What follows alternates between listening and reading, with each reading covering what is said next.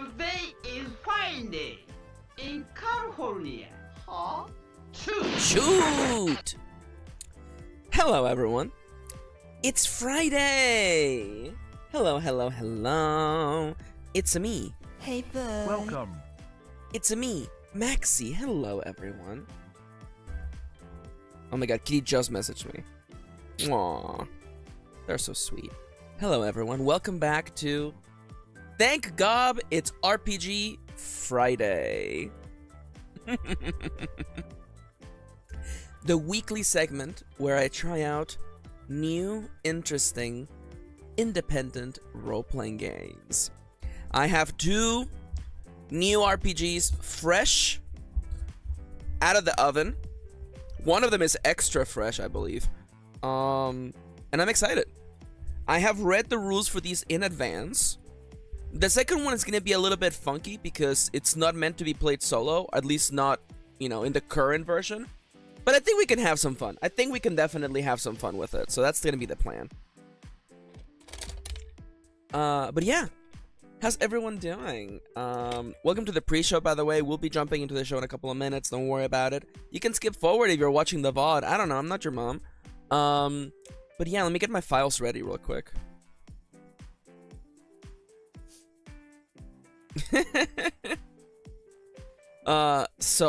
Google Drive changed. I don't... What is this? Huh?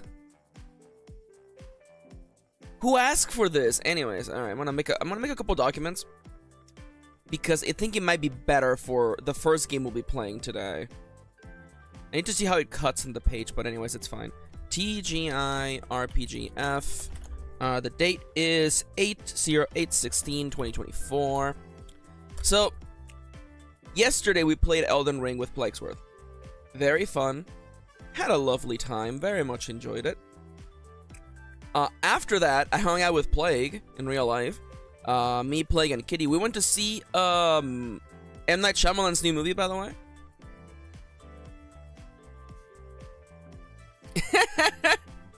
What's Gemini? Gemini. Is it an app? Is it an app? What is Gemini? Oh, you're talking about the good chatbot! God damn it! God damn it, Dallas! It's Google's AI. I hate it. Don't talk to me. Don't talk to me about AI. I swear to God, all my homies hate AI. But yeah, yesterday we watched M. Night Shyamalan's latest movie, Trap. It's literally almost gone from theaters. It came out like a week and a half ago. I watched it. It sure is a movie. We keep joking. Plaguesworth watched the movie Longlegs. Nicolas Cage, I didn't see it, but they watched it, right? And Plague was like, Longlegs wasn't very good. And every movie we have seen since that, except for Deadpool and Wolverine, Plague's been like, dude, Longlegs stuck keeps rising up. Turns out Longlegs was actually better than Plague expected. Plague's like, Borderlands? Not very good, but you know what that means? Longlegs goes up.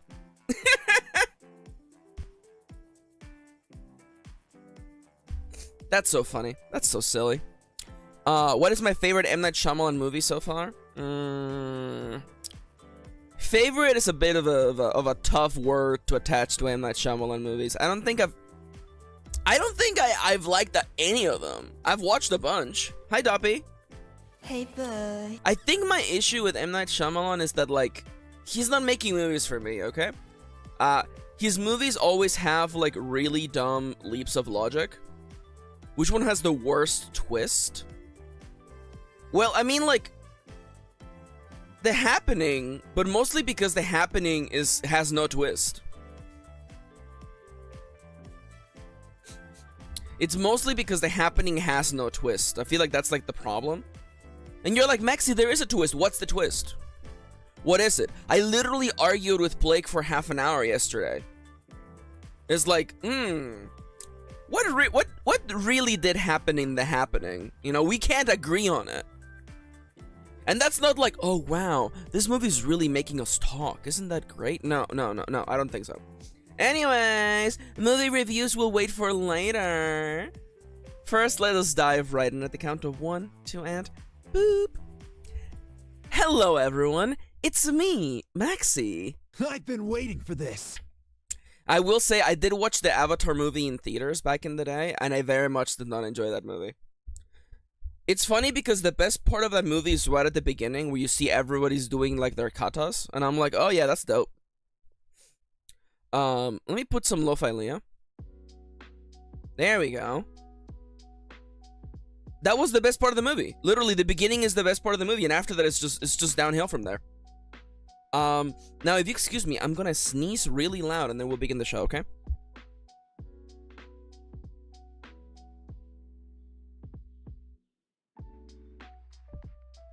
Alright, hello there. The name is Maxi, pronouns are they, them, and welcome back to my favorite time of the week, Friday, also known as Thank God It's RPG Friday.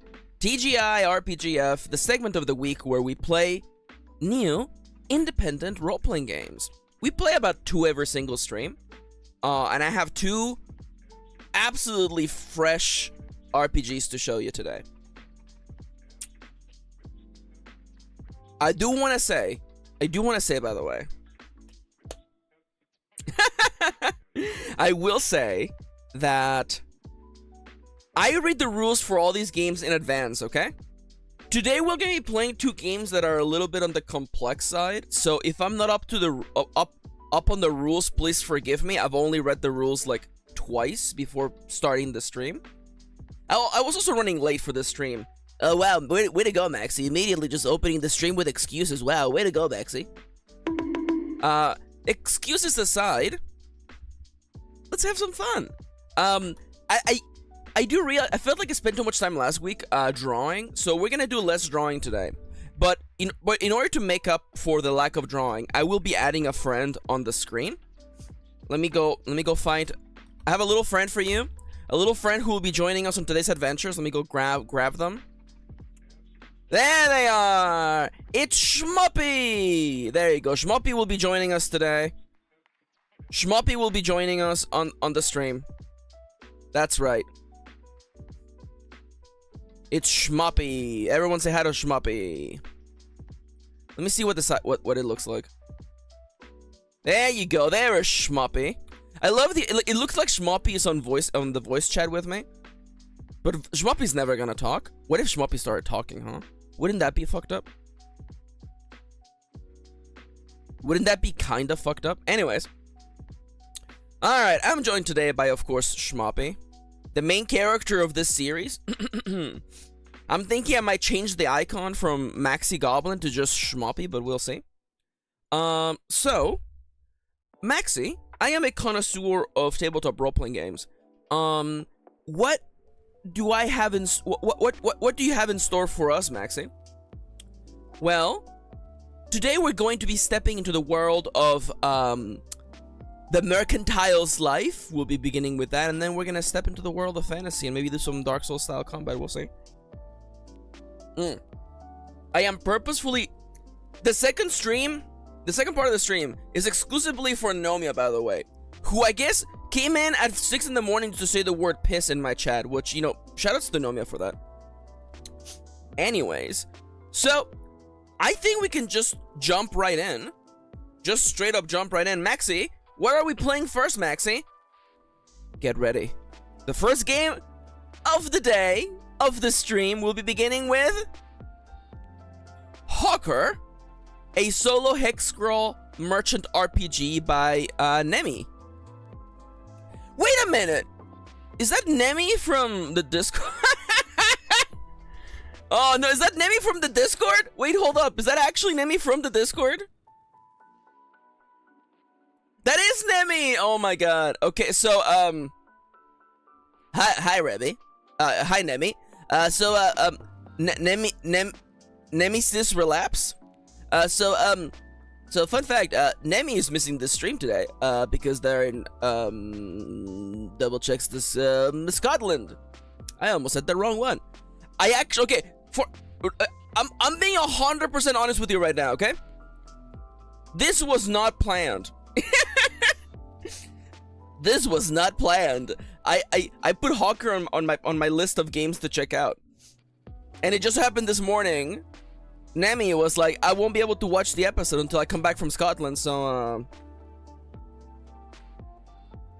hey, how you doing? Fish. So we will be doing a hex scroll and being a merchant. I have the rules right this away. I am not 100% sure. I mean, again, the layout is nice and big, which I appreciate. I mean, this does fit. It might be hard to read, but I mean, it's good enough to read for me. So I mean, maybe we'll survive. Anyways, so this is welcome to our very first game.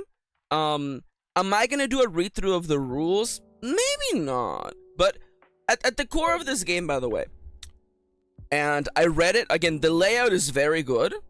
I very much enjoy it. Damn it! I need a deck of cards. Okay, everybody, hold up. I'm gonna go find a deck of cards real quick. Deck of cards online. I need cards in D6. I was gonna go get a real deck of cards, and I might still do that.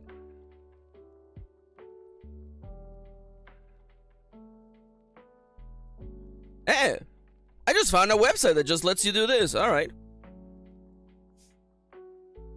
All right. Can I like zoom in on this area? Can I zoom in here?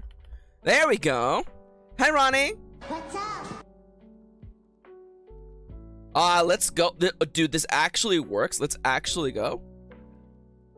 All right, so we have this. Let me go find a die roller. Google die roller. Please do not dox me. I am not being doxed today, thank God. It's my favorite day. It's RPG day, is it? Ronnie! Oh, Ronnie's so sweet. Ronnie's so sweet. Alright, I'm not being doxed anywhere. Perfect. Alright, so we'll be needing D6s. We'll be needing D6s. Perfect. It all works. Alright, so we have a deck of cards. We got a dice roller. Let me close this off. Do I need this? I don't know if I need this. We're gonna just leave it here. So, welcome to Hawker, a solo hex scroll merchant RPG. If you would like to check out this game and play it by yourself, here it is. It is by Nemyisrelapse.itch.io. I have to say, before, I am not formatting these videos as like a review because I haven't played them. I read the rules like twice. But I must say, first and foremost, delightful layout, by the way. I appreciate the lines to show you where to fold. I appreciate that. I am terrible at folding sheets of paper into thirds. I appreciate that it asks for pronouns. I like that. I like that there is, in fact, an end state. I'm a big sucker for games that have an end state in them. This looks like a game you could straight up play for like several days. It's actually kind of dope. There's also an option to have an even bigger map, which I think is really, really funny. You can go on quest, you can make big money. I like it. A merchant's lifeblood is trade and coin. I will say there's a couple instances of the possessive apostrophe being missing, but that's fine. You know what? Of all the things to complain about, not that big of a deal. Keep wise of your coin and your cargo, merchant. This new land is unknown to you, and its wonders are as fresh as its perils. Avoid returning home without establishing so much as a name for yourself, but if you can, strike it rich. Yes. Ka-ching, baby. Ka-ching. So, gameplay basics. You go to settlements. You sell your wares. You make money. You take on quests. You make even more money. So, of course, we clearly do not have the capabilities to do a full playthrough of this game, because this is clearly a game that takes a little bit of time to play. But we're gonna see how far we can get within the first segment of the stream. Once again, this is Hawker by Nemyisrelapse. I hope that I'm pronouncing your name correctly. If not, I'm sorry. So, who are gonna be playing? We'll be playing as Schmoppy. So let me just. We'll be playing as Schmoppy. Schmoppy. Can I please get a title for Schmoppy, by the way? What kind of merchant would Schmoppy be? There is a character creation system. We probably should do that. We need a background and a goal. Is there not? There's no rolling for that. That's perfectly fine. We can come up with that. So I'm thinking I want Schmoppy. I want like a silly like money related name, but I'm not sure what. Schmoppy, Schmoppy trader of loose textiles. How dare you? Hi Siska. Welcome. Schmoppy the Schmunning. I will say, Schmoppy the Schmooning is kind of funny. Schmoppy the Schmooning.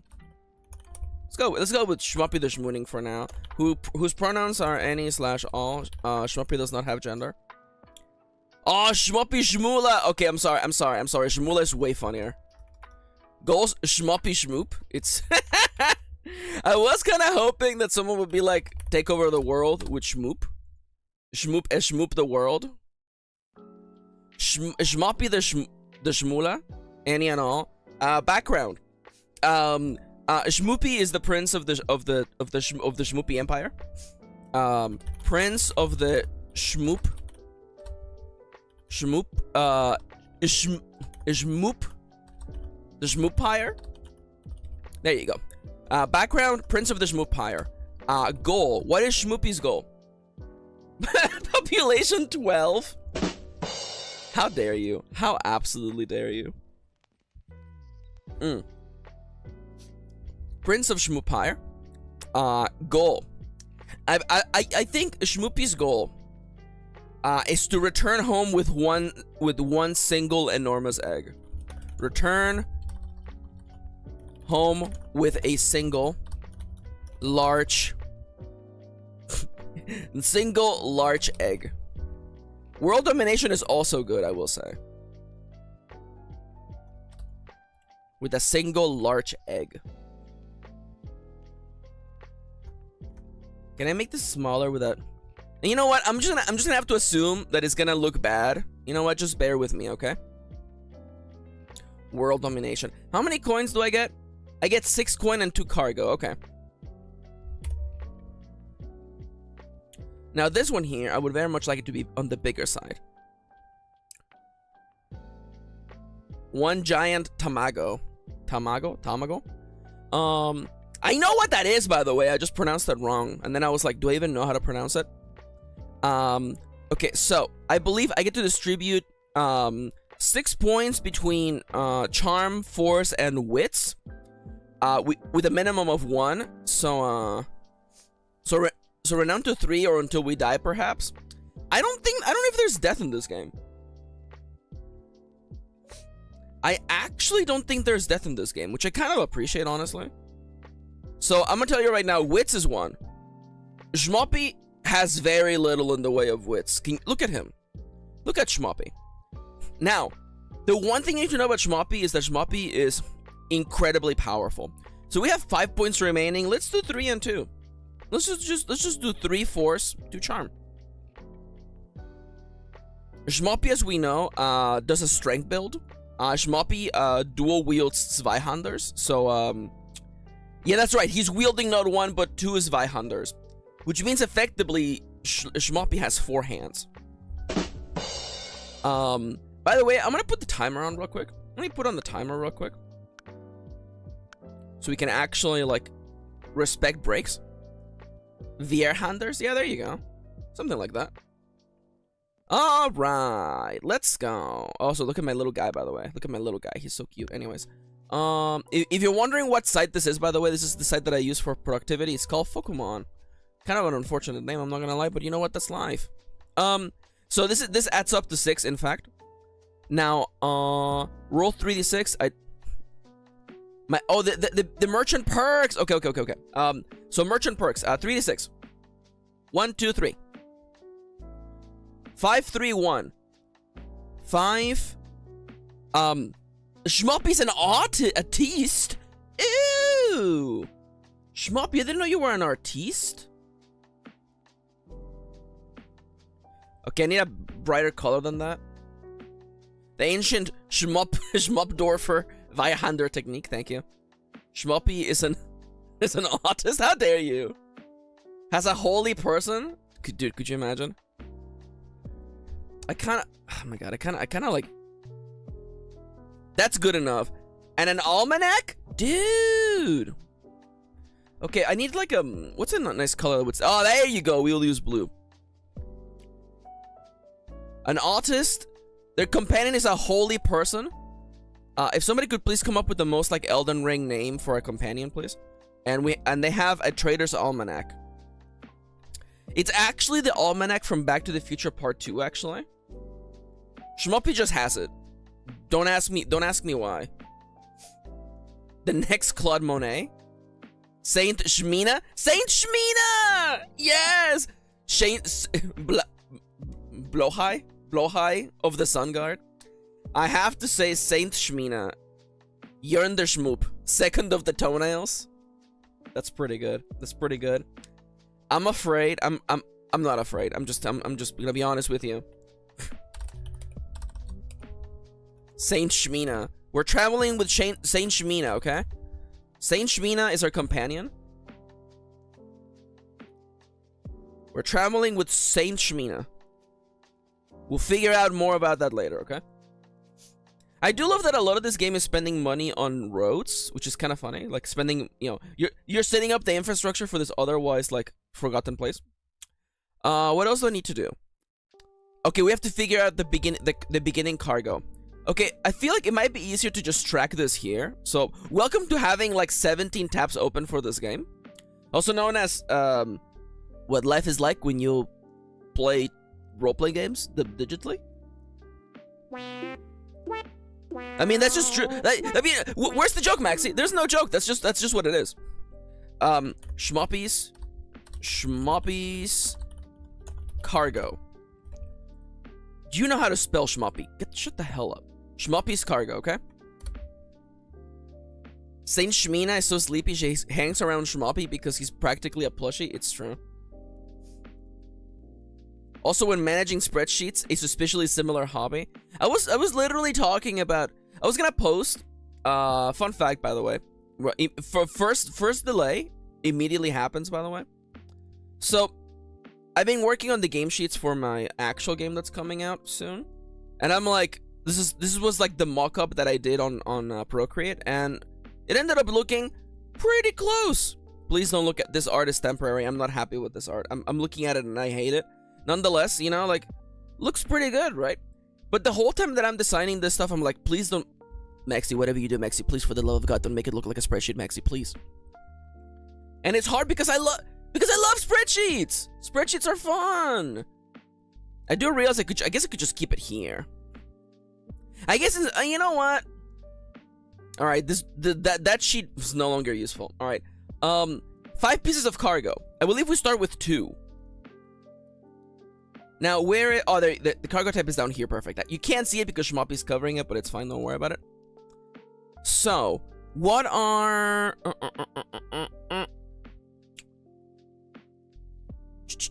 Draw 6 cards, face out in pairs, then flip the cards over and select your cargo by choosing a pair. And then we create a settlement. Okay, perfect, let's go. So, 1, 2. Oh, I can move the whole thing, let's go. 1, 2, 1, 2. So pairs. I will pick the first one. Oh, I got a Jack of Hearts. Let's go. Okay, so we have a 5 of Hearts and a Jack of Hearts. Okay, so what is in our pocket? What is in our pockets? So we have a Jack of Heart. Can I please just have like poker? Poker? No. I'll just put a fucking heart. I'll just put a fucking heart. Okay, fine. We got the Jack of Hearts and the 5 of Hearts. So the way that cargo works is that their value is based on, you know, what the actual card suit value is. I guess you could say that. And the suit tells you what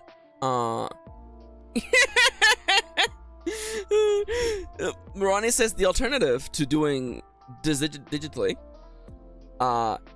is that you would have to do a hand cam stream, but knowing myself, says Ronnie, I would just punch the camera somewhere else accidentally. It's true. So it's 11 or 10. I believe it is 11. Yeah, Jack is 11. And there's more rules. We can worry about that later. But essentially, we have, you know, heart-suited cargo, which is foodstuffs, animals, or plants. I'm gonna give you guys a second to come up with what kind of foodstuffs, animal, or plant stuff we have in our cargo, while I go over here and I prepare our first settlement, okay? Jack is 11, he can't be on stream then. It's so true. It's so true. Well, neither can the 5, really, but...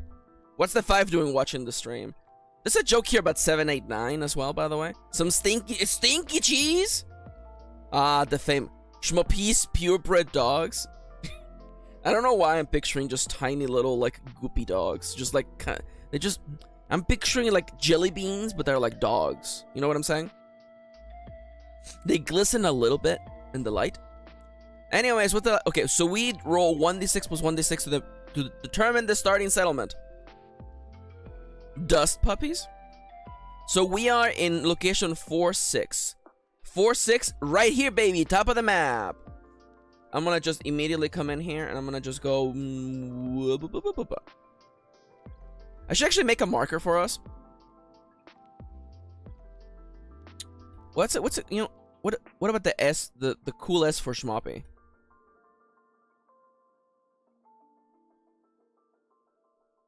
There's. Can I move this? No. Oh, because you're highlighted. I have to draw it instead. Okay, that's perfectly fine. Give me like I guess blue just stands out better against this background. There we go. Okay, now give me big thickness. There we go. So now this is where Schmoppy is located. We're located here. We'll be creating the settlement in a second. So, in order to create a settlement, we roll on the settlement creation tableau. We roll once. So, let's roll 3 times. Once on each table, forgive me. 1, 2, 3.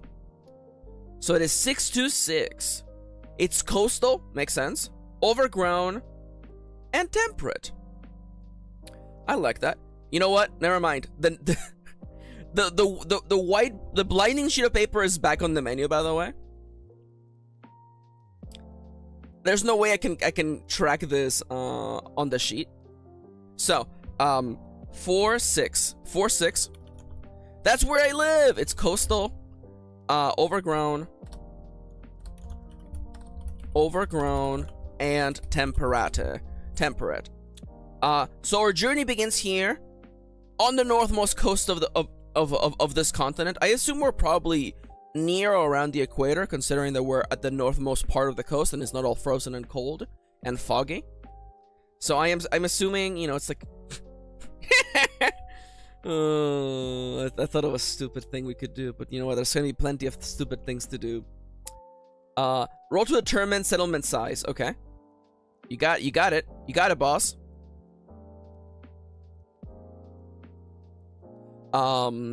6. The population is. It's a city. It's a city. Damn.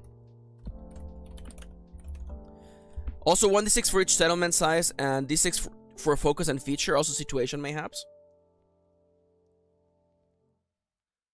Okay. You know what? I feel like to me it might be like the best thing to just start by doing that. So the focus and the feature of the settlement. Let's roll 2d6 again.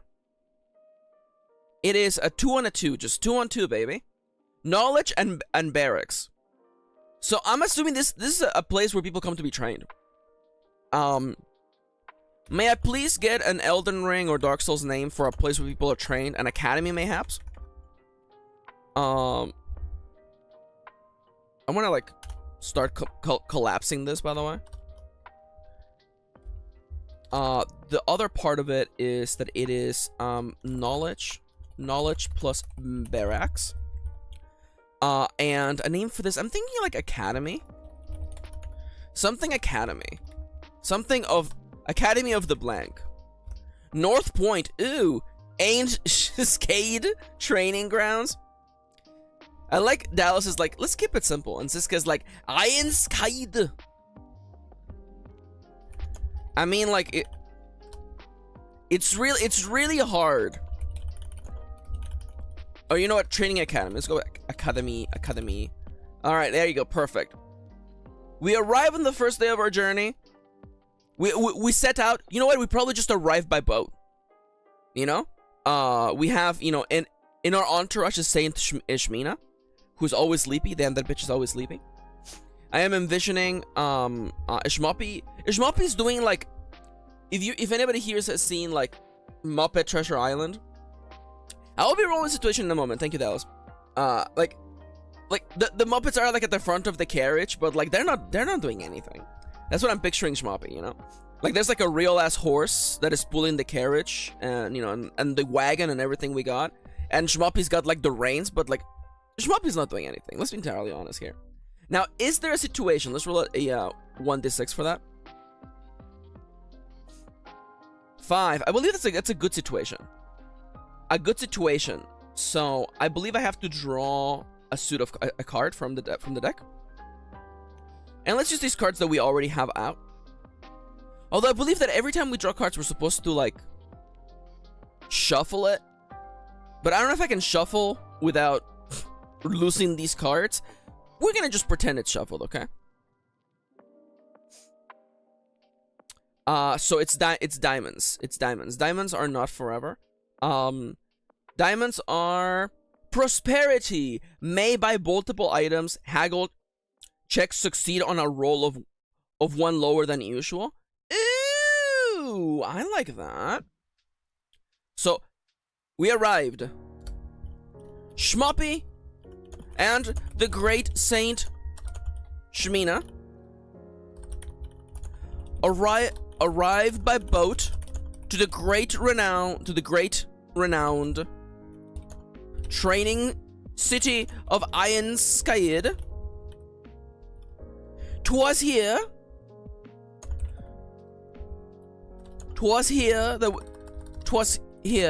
that they found great prosperity.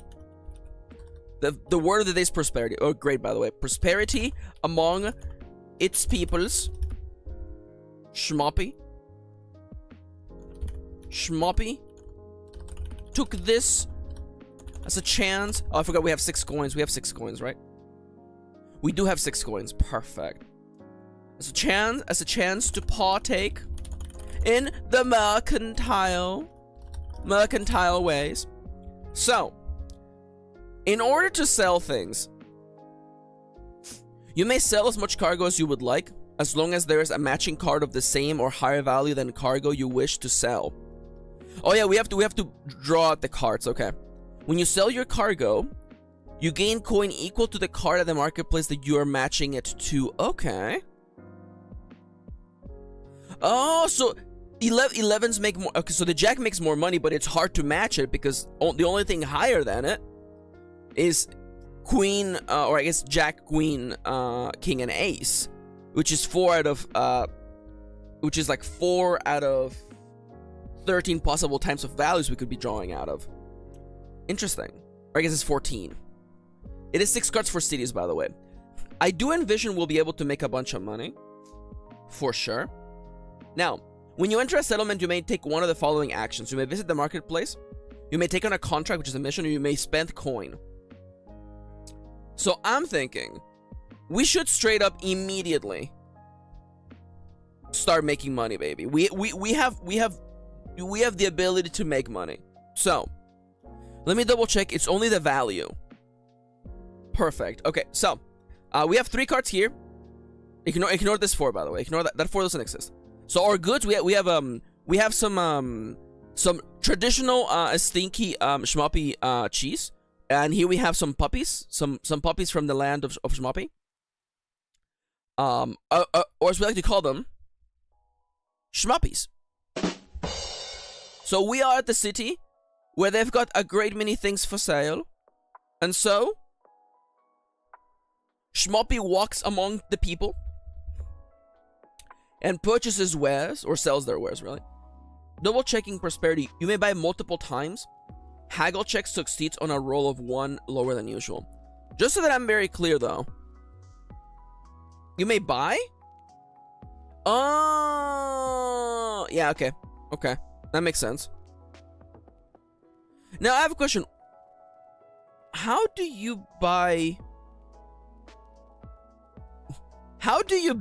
cargo? You may sell as much as you like, yes. You may purchase one cargo from the market at the value of the drawn card. Okay.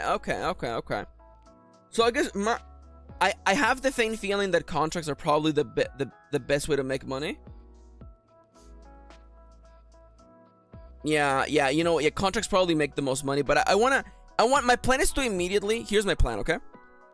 I would like to make a bunch of money so we can immediately buy roads, because roads make it so you don't get encounters with enemies. So I would very much like to, if we could get to 15 coins, man, that would be great. We can buy the upgrade. That literally, like, all the tiles around a thingy don't have encounters. Like, that's just great. That's just good mechanics right there. So let's flip these. So they've got, just to review, by the way, hearts is like food, animals, spades are raw materials and manufactured goods, spades are weaponry and armor, and diamonds are finery and luxury goods. So they've got foods, you know, over here. You know what, I'm actually picturing like a very like almost not, I don't want to say tropical, but like I'm picturing, you know, they have like giant coconuts. And get your mind out of the gutter, by the way. What about a club? Dude, me walking in the club, like... So, the unfortunate nature, by the way, aces are also high in demand. So, I do want to say aces are really powerful, because aces are treated as high demand goods, so when buying and selling, you may add plus 1d6 to the base value 10 of the cargo. I love that it says you may. May I not have to add that? So we would have to roll its value, I guess. Let's roll what its value is. So how much is that ace? If it's 11, I'm buying it. It's 16? I'm not spending $16 on that ace. Are you killing me? Are you kidding me? I'm not spending $16 on that. Now, the suit does not matter. It's just the value itself. So, they also have this... I'm thinking some ores. They have some ore over here. A 3 ore and 8 ore. Some rings of some renown. I must say that this here is like... I must say this here, absolutely terrible. We could buy stuff. My only issue is that, like, this is a terrible roll, by the way. Haggling time, it's true. So, also, I believe because we're in prosperity, haggle checks succeed on a roll lower than usual. So, interestingly enough, though, what I think is funny is that there's no consequence for failure when it comes to soft haggling. So, while at the marketplace and settlements, you may haggle to lower the price of a good you're buying or attempt to increase the price of a good you're selling. When haggling, you will use charm and make an action roll, requiring only one success and allowing only one failure. The price of a good cannot ever be less than 1. There are 2 types of haggling. Soft haggle succeeds on a 4, 5, or 6. Reduce buy price or increase sell price by up to 2. And then you roll 1d6 to determine the reduction increase. I do, by the way, there's a typo here, by the way. Hard haggle, succeed on 5 or 6. Reduce buy price, increase sell price by up to 4, by the way, because it says 2, but clearly goes up to 4. That's a little typo right there. Roll 1d6 to determine the reduction increase. I do think. So you may be wondering, Maxi, what the hell's an action roll? So, an action roll is you get it's a pool system, it's a dice pool system. So you gather dice equal to the value of your attribute, right? In this case, it will be 2 dice, 2d6, and you're able to add an additional d6 for cargo and skills and items and things that like might benefit the situation. And then depending on your results, you see what happens. It's a relatively simple system. I appreciate it for sure. Failing a roll means your approach doesn't work. You must roll a different stat on your next attempt. So the game requires you to keep rolling until you meet the number of successes or failures that the game asks for, which is interesting. I kind of like that because it makes it a little bit less of a binary win or success. For the player, it ultimately means they have more chances to succeed, which I appreciate. I think that's nice. Anyway, so what do I want to buy? So I would love to reduce the price of the queen by 1. If I can exchange these puppies for, by the way, I did not mean to have the queen be the one that represents giant coconuts, but please forgive me for doing that. I assure you it would be the same if it had been the king, I promise. So I would like to haggle. I'm put this stuff aside. I would like to haggle. Your Honor, I would like to haggle for the price of this here fine lady. This fine bundle of coconuts. May I please purchase these? And so Schmoppy attempted bravely to request a discount upon these coconuts. Schmoppy held aloft their schmoppies from the land of Schmoop and declared brilliantly and confidently, Schmoopy Schmoop, Schmoopity Schmap. You know, these here are the finest schmoops you could ever have. Surely we can have an amicable solution. Now, as much as I would like to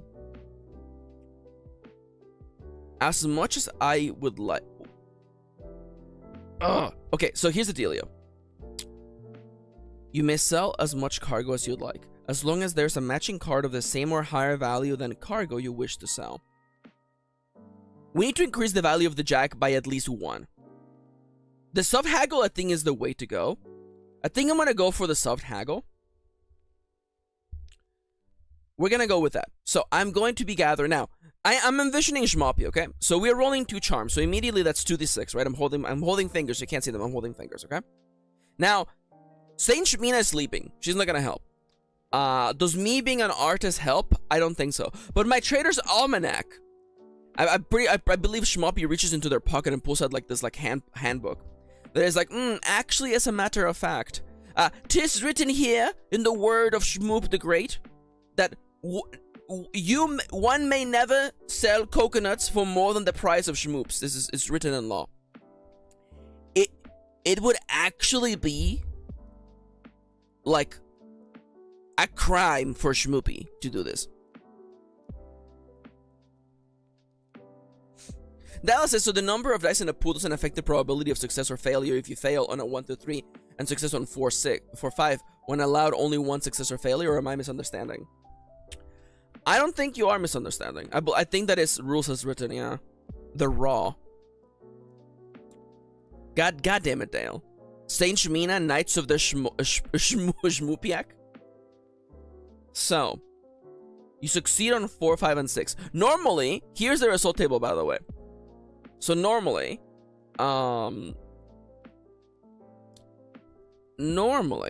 once count as 2 failures and a 1 loss and an additional loss to whatever happens. 2 and 3s are 1 failure, 4 and 5s are 1 success, and 6s are double successes, basically. Let's read this real quick so that we're all on the same page. During your travels, you'll face different encounters. Some encounters will have challenges of varying difficulty which require a specific number of successes before reaching the allotted failures. A clear encounter causes no losses. Some encounters have more severe consequences, but all require an action roll. Use the stat most relevant to your merchant's course of action and construct a dice pool of that many d6s. Add +1 d6 for each relevant merchant perk or cargo you can narratively justify for the action. Failing a roll means your approach didn't work. You must roll a different stat on your next attempt. Has it already been 25 minutes? Okay, you know what? Kitty's not here. I'm gonna cheat for a minute. Give me just 5 more minutes, okay? I feel like I gotta get this selling of goods out of the way first, okay? So, I would like to haggle. I am going to roll. I am going to use the Trader's Almanac. I believe it aids me in the selling of this transaction. I'm gonna roll 3d6. On 4, 5, and 6, I will be successful.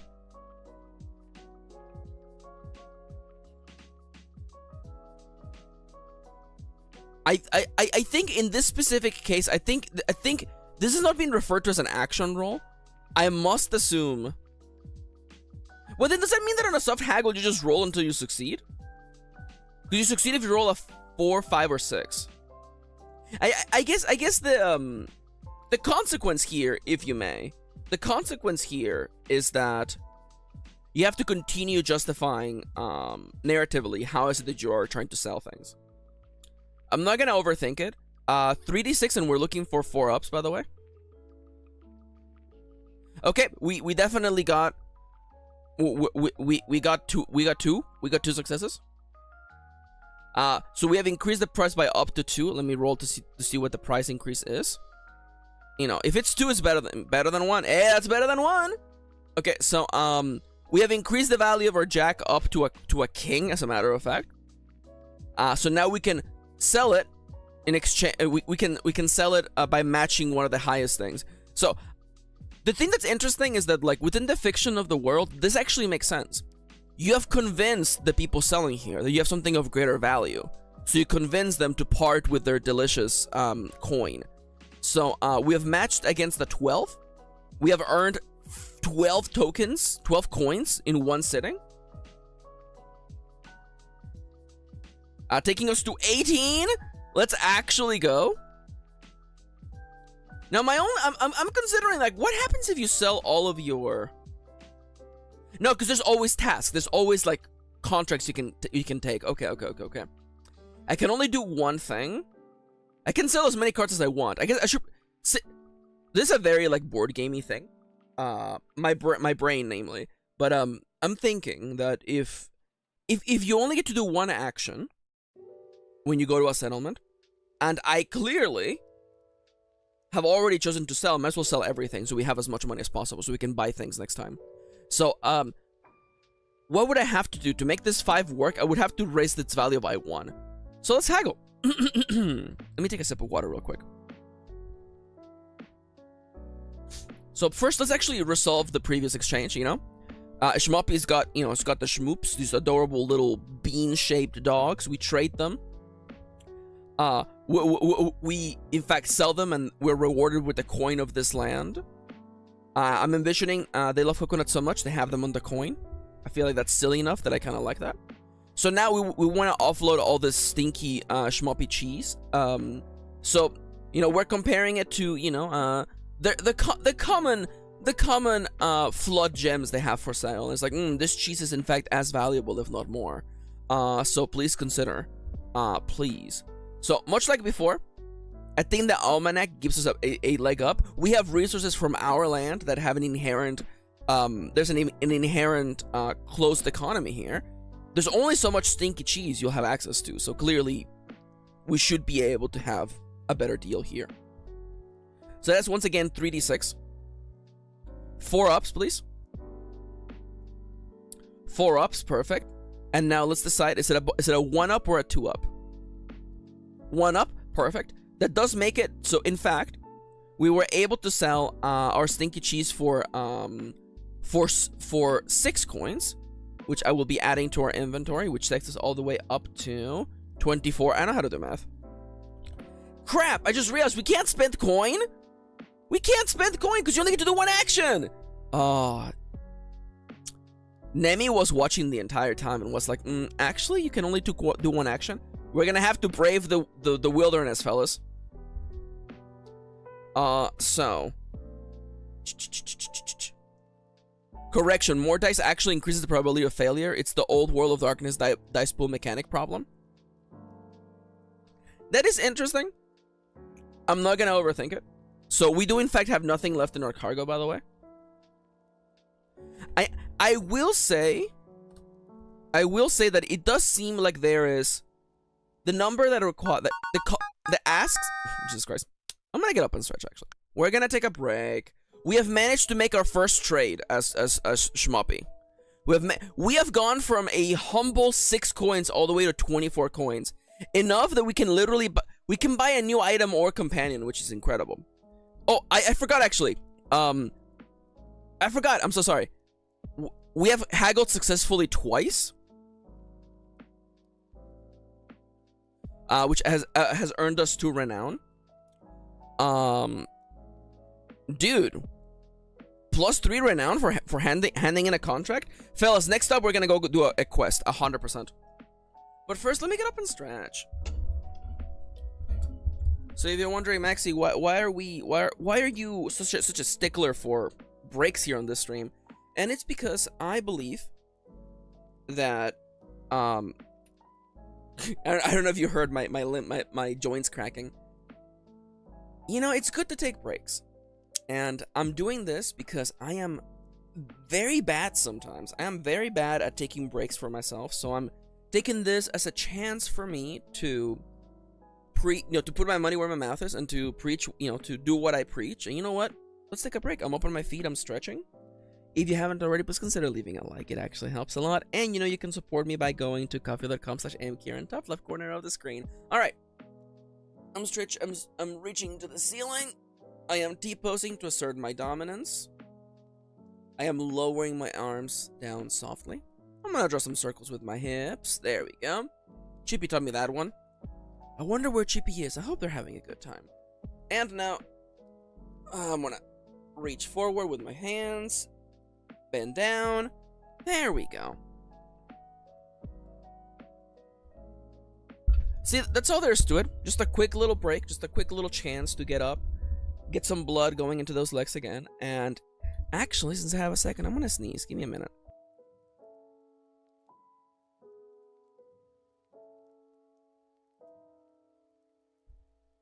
And I'm back. Alright, so we have, in fact, traded a bunch of the things that we brought from the land of Shmoppy for a total of 24 of the coins of the people in this area.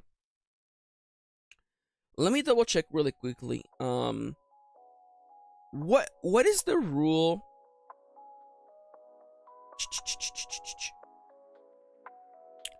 There is... I'm trying to find... There's a question here. Okay.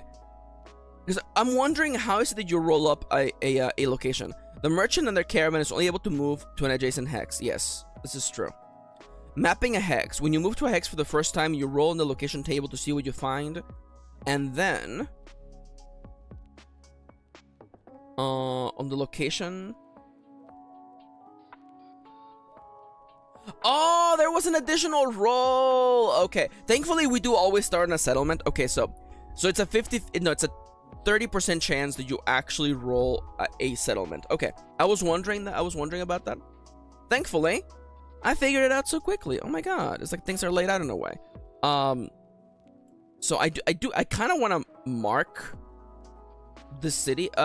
Let's mark it with a First off, can I please unselect that, please? There we go.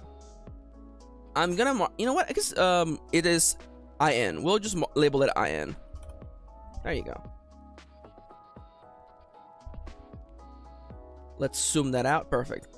And thus here is IN. Perfect. And so we must now travel. We have completed our one action at every single location. So now we must travel to an adjacent hex and reveal it. Let me really quickly... It was rejoice. Rejoice. Rejoice. Shmoppy.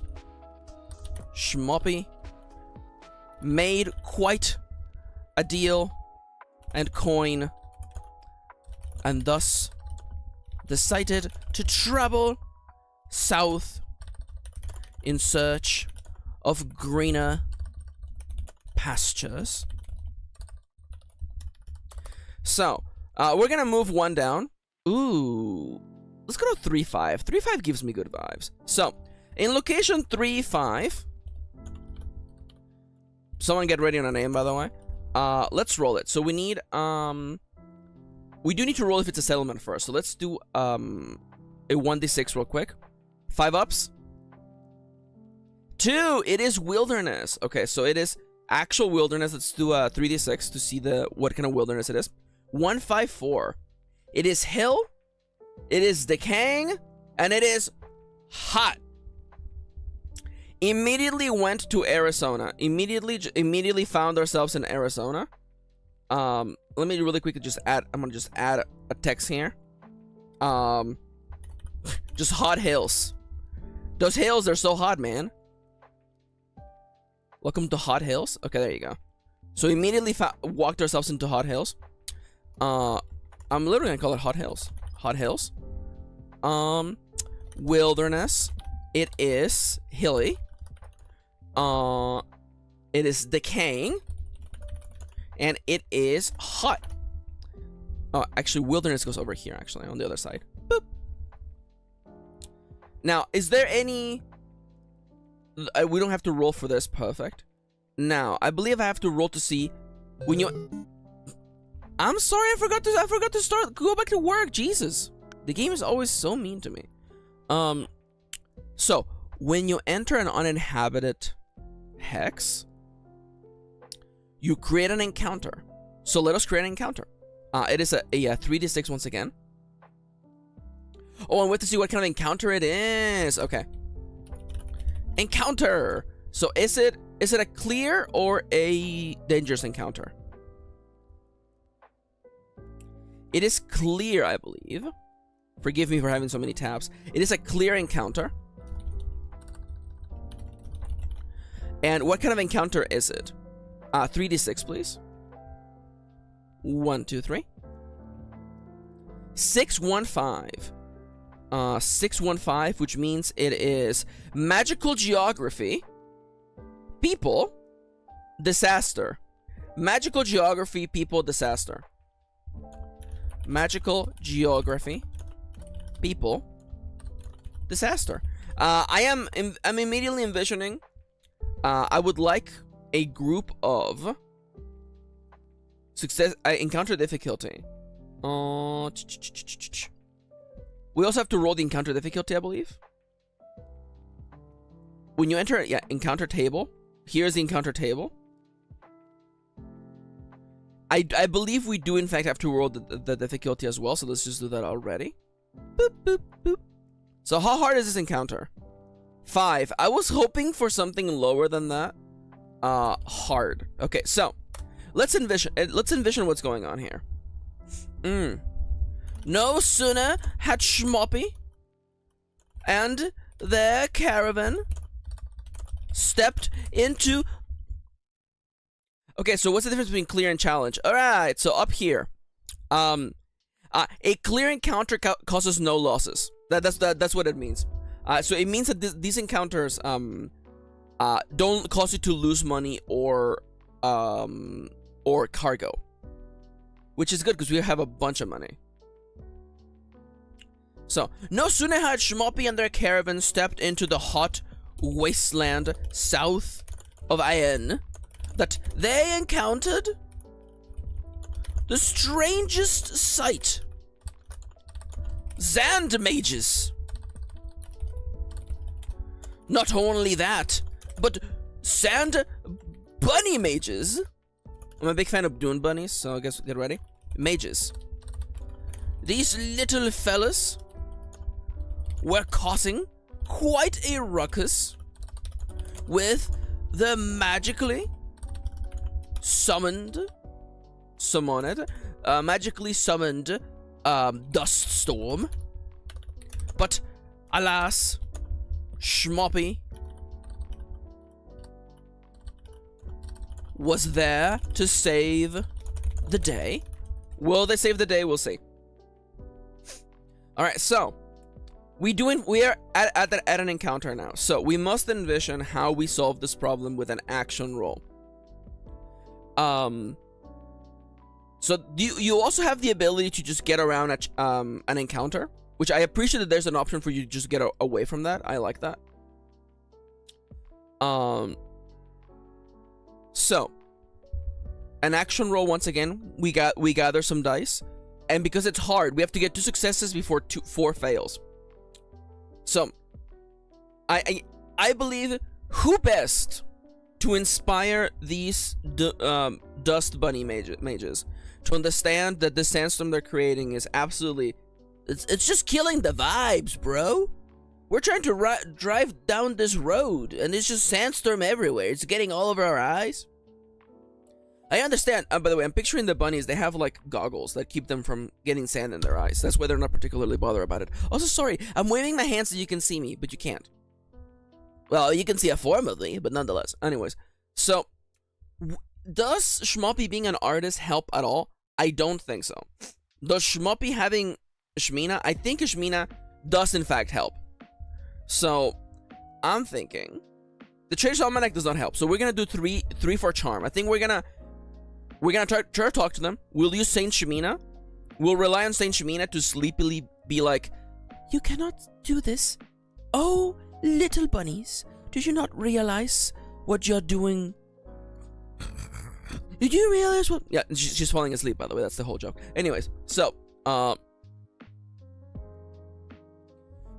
critical failure causes a loss during any encounter. That's rolling a 1 anytime, isn't it right? I do believe that is the case. Let me double check. Where the hell is that? It says, although I don't know if that's critical failure triggers a loss during any encounter.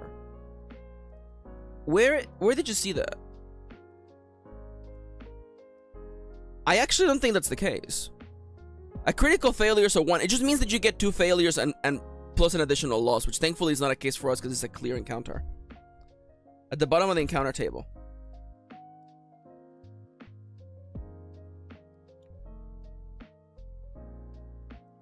Failing a challenge encounter results in a loss.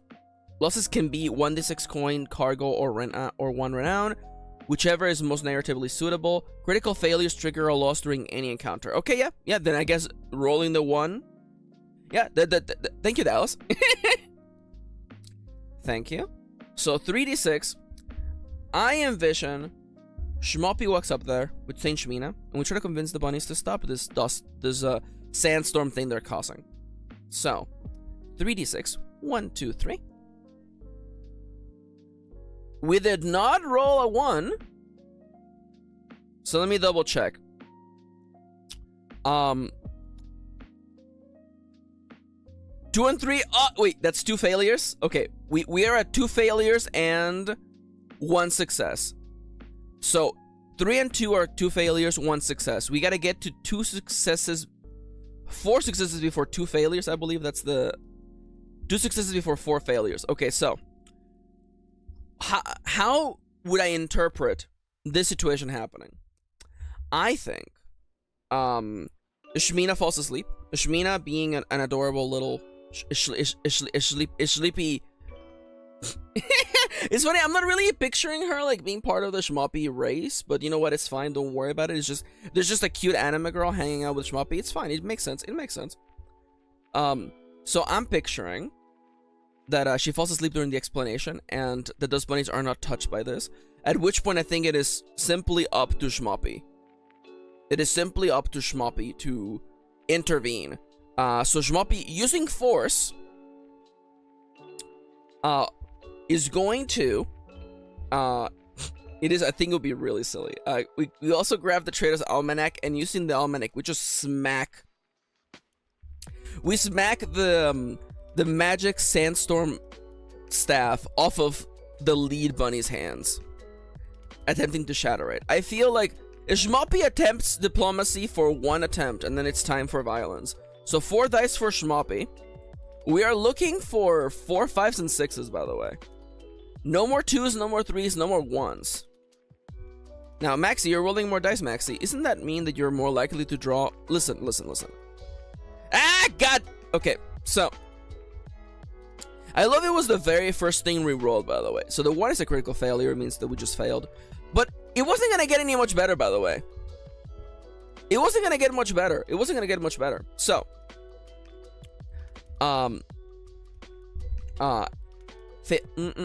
critical failures trigger a loss during any encounter. So, because you know, I actually, you know what I realized? I think loss here. Yeah, so we are gonna have to basically do a suffer move, a la Ironsworn, even though it is a clear encounter. Now, have we also have triggered 4 fails, by the way. So we don't suffer because we failed this encounter. We suffer as part of the critical failure. So how do I envision that? How do I envision the critical failure? I mean, like, I very much think that Shmoppy swings the Almanac with all of his little Muppet strength, and it causes the bunny holding the staff to fall backwards. The staff breaks on the floor, its crystal shatters, and the sandstorm doesn't get better. Schmoppy is like, Schmoppy schmop. You know, and at which point the Dust Bunny is revealed that actually the staff was controlling the sandstorm. And now we don't only have to help them sort this problem, we also have to pay for the staff. So I will pay. I will pay. Where is the section on? Where is that section? There you go. It's in here somewhere. It's in here somewhere, fellas. I know it's in here somewhere. I know the text says it's a cargo or 1d6, whichever is more. It was 1d6 gold. I mean, we don't have cargoes. It must be 1d6 gold. Where is it? No, this is the one for skipping. This is one for skipping. I know it's in here somewhere.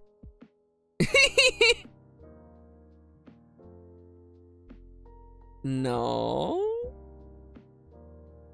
Stat most relevant. Anyways, it's 1d6 gold. I know it's in here somewhere, by the way.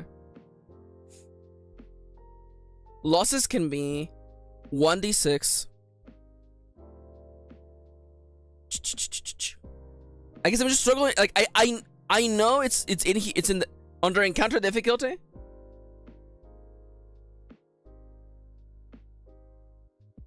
Thank you! Losses can be 1d6 coin, cargo, or 1 renown, whichever is most narratively suitable. Thank you, Dallas. Thank you, Dallas, for actually having this document open. I appreciate that. Alright, we'll pay 1d6 to repair the crystal and the staff.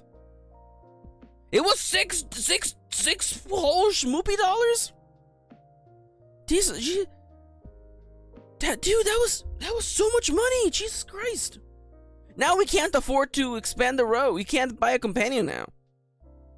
And with that, we have completed our journey to the Hot Hills. Schmoopy was it to save the day?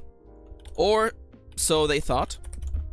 Alas, a shattered magical staff had to be repaid for in full, even though the staff was certainly past its warranty date. Nonetheless, we paid for it. Let us travel again. Yeah, I could have spent schmollers, thank you. I could have spent 1 renown, but whatever, it's fine, don't worry about it. So I would like to extend myself. Let's go to 4-4 today. So is 4-4 a settlement? It is more wilderness. Okay. I'm gonna just copy this here, by the way. Oh, thank you, Dallas. You also get 1 renown for completing an encounter. Thank you. I don't know if this. I mean, I guess it's just it doesn't say succeeding at it. Thank you. It doesn't say succeeding, so you know what? That's perfectly fine.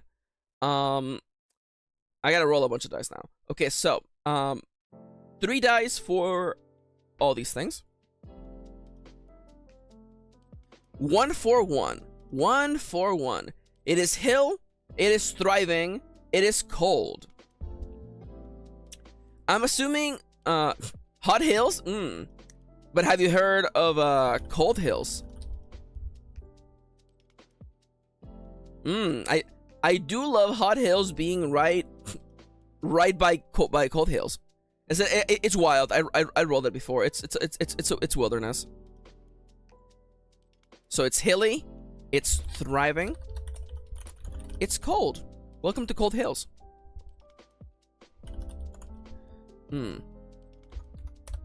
I will be rolling the encounter in a second, by the way. 'Twas not even a fortnight since the encounter with the bunnies when Schmoppy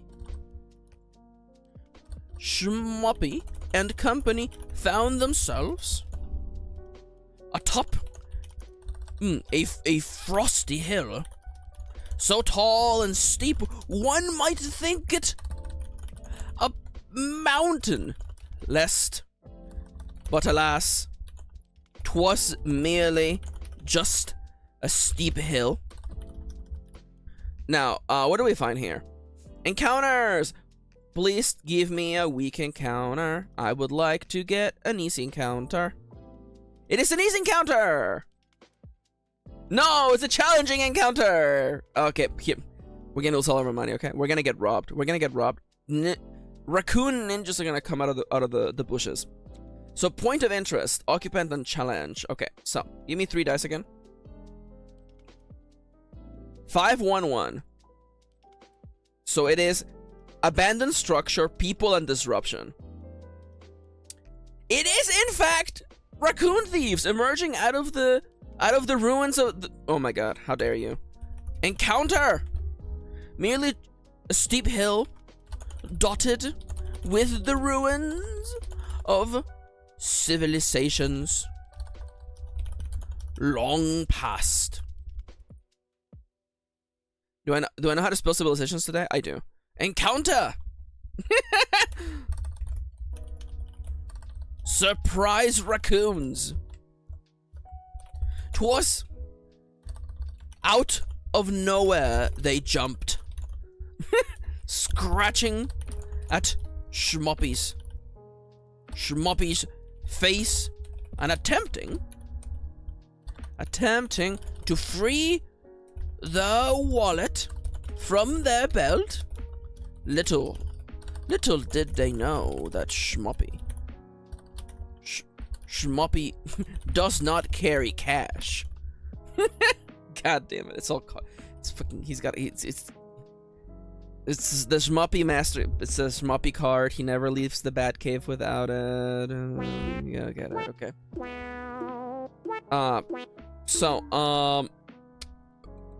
I also have to figure out the challenge difficulty. Okay, so please let it be a low number.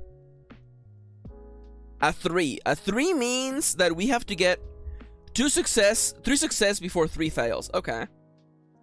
That's not bad. That's not bad. That's not bad. Okay, so let's see. 3 S, 3 Fs. I think as soon as the raccoons jump out of the bushes and the ruins on this hill, the Frosty Hill, Schmoppy shakes Saint Shmina awake and hands her the Trader's Almanac to swing at these bandits. Schmoppy drops down and tightens his little puppet hands into fists and starts just starts punching the raccoons. So I am bringing Saint Shmina into this and the Trader's Almanac. So that's a 6. That's 5 d6s, by the way. Let's go. 1, 2, 3, 4, 5. Okay, so the 1 means we have to lose something, but we are not dead yet. We have. Wait, hold up. Nemi, what happens if you get 3 successes? Wait, 3 successes and 3 fails at the same time? Actually, we got 4 successes. I'm gonna assume that we err on the side of the player. We also got 1 more success. Since when is Thievius Raccoon is in this? Dude, just like 5 minutes ago. We had to get 3 successes before 3 fails. We did in fact get 4 successes. 4 successes and 3 fails. I'm gonna assume that this leads on our side. Now first we must envision the loss that we suffer. We suffered a loss. I straight up think, you know what? Schmoppy loses renown for having called upon the graceful, faithful Saint Shmina to fight. That being said, Saint Shmina definitely beat up a couple of those raccoons, by the way. Like, you think Saint Shmina looks rough with that bandage across the bridge of her nose? Nah, man. Those raccoons were sent back licking their wounds. And, you know, Schmoppy's looking like a Dark Souls character after a fight. Like, Schmoppy's got arrows poking out of, like, his forehead and his chest. And Schmoppy's just like, Schmoppy schmop. Schmoopity schmoopy. We have been able to survive the encounter. And because we do in fact, I realize we do gain that renown back. You schmoop. Yeah. Alright, we were able to make it through. Now, we have in fact, I would kind of like to not be so far away from civilization, so I will be attempting to loop back. Let's go to 4-5. We're gonna go to 4-5. So, is it a settlement? Please, for the love of God, tell me it's a settlement. It's a there's a city! Guys, we can go back and forth. We can start the process of making money. Okay, so, it's a settlement. How big is it? How big is the settlement? It is a 3. That means that it is a town. There's a town. In time did Shmoopy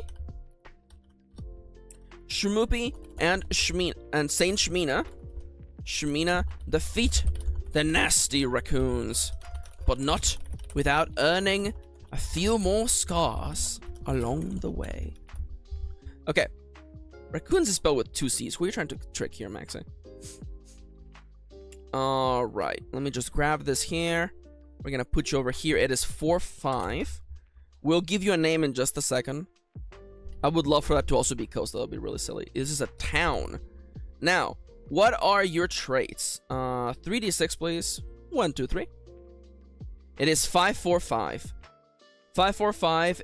It is barren, thriving, stormy. I wonder why nobody hangs out here. It is. Let me double check it again because I forgot. Barren, thriving, stormy. Barren, thriving. I think this is literally, it's closer to the sand dunes than the frosty hill. I'm envisioning, you know, it's barren except for like the oasis, and let's call it Loasis. Loasis. It is a town. What is the theme of this town? Roll me 2d6, please. It is 1 and 4. It is craft and guild hall. You know, okay, this is like really, really dumb. But like, I like the idea that there's like an oasis. Is it barren but thriving thanks to the storm? Oh, I do kind of like that. Also, hi, Safifi. I've been waiting for this. Crafting plus guild hall. I actually, you know what? There 'twas no queerer sight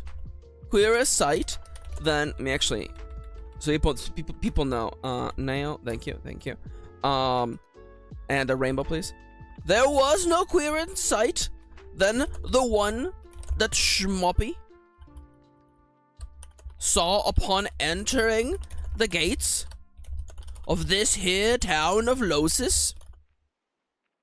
The streets were alight in all colors, even in the dead of night.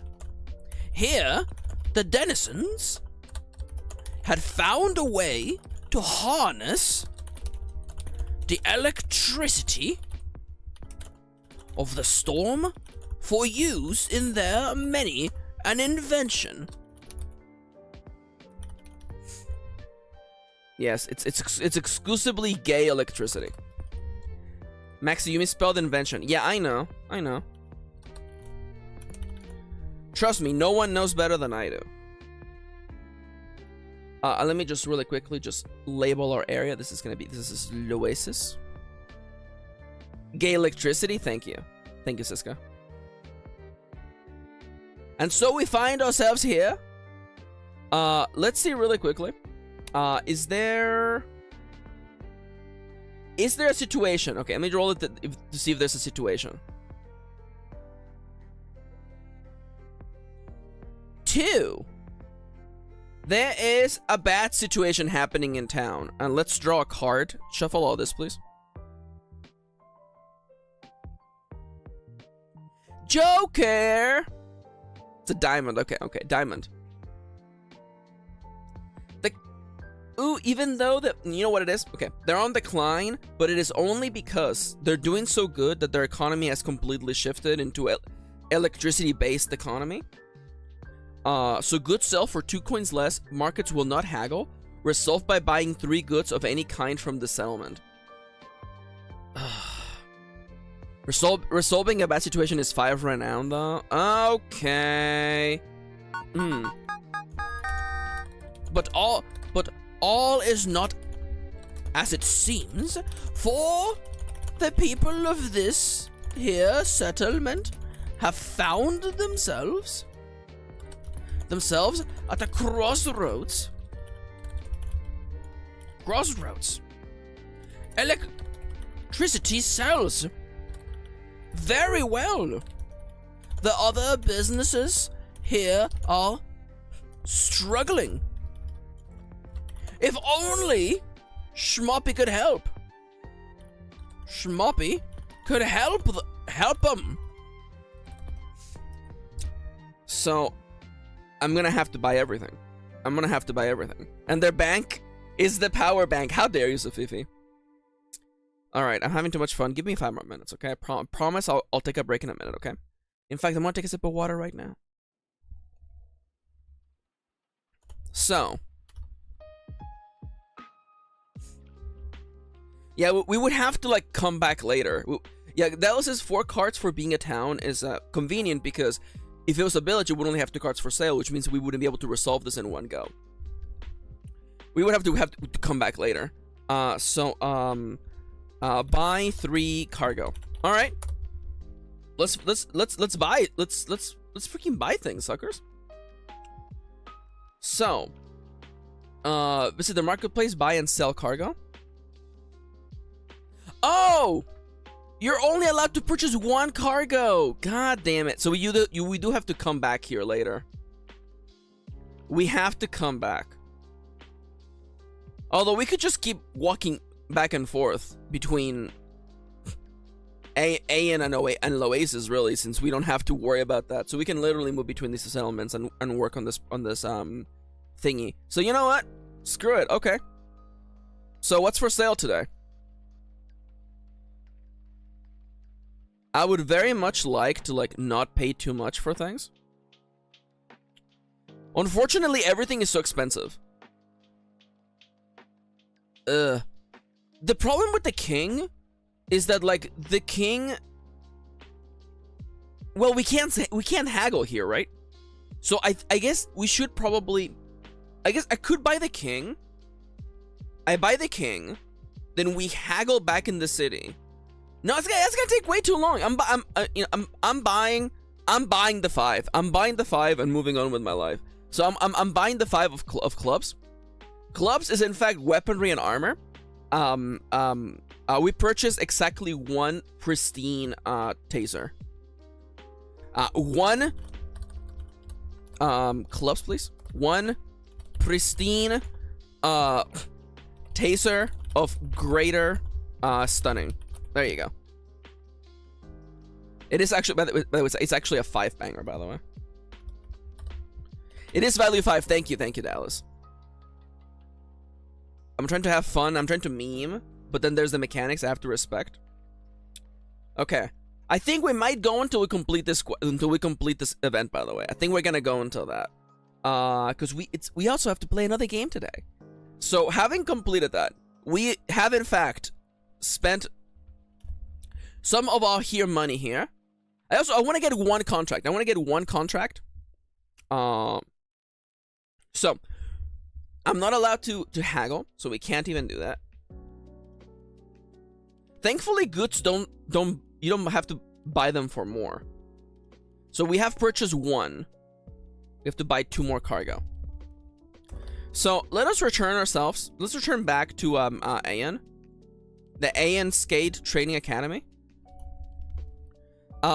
Having just seen how hard things were in Loasis, Schmoppy and company found themselves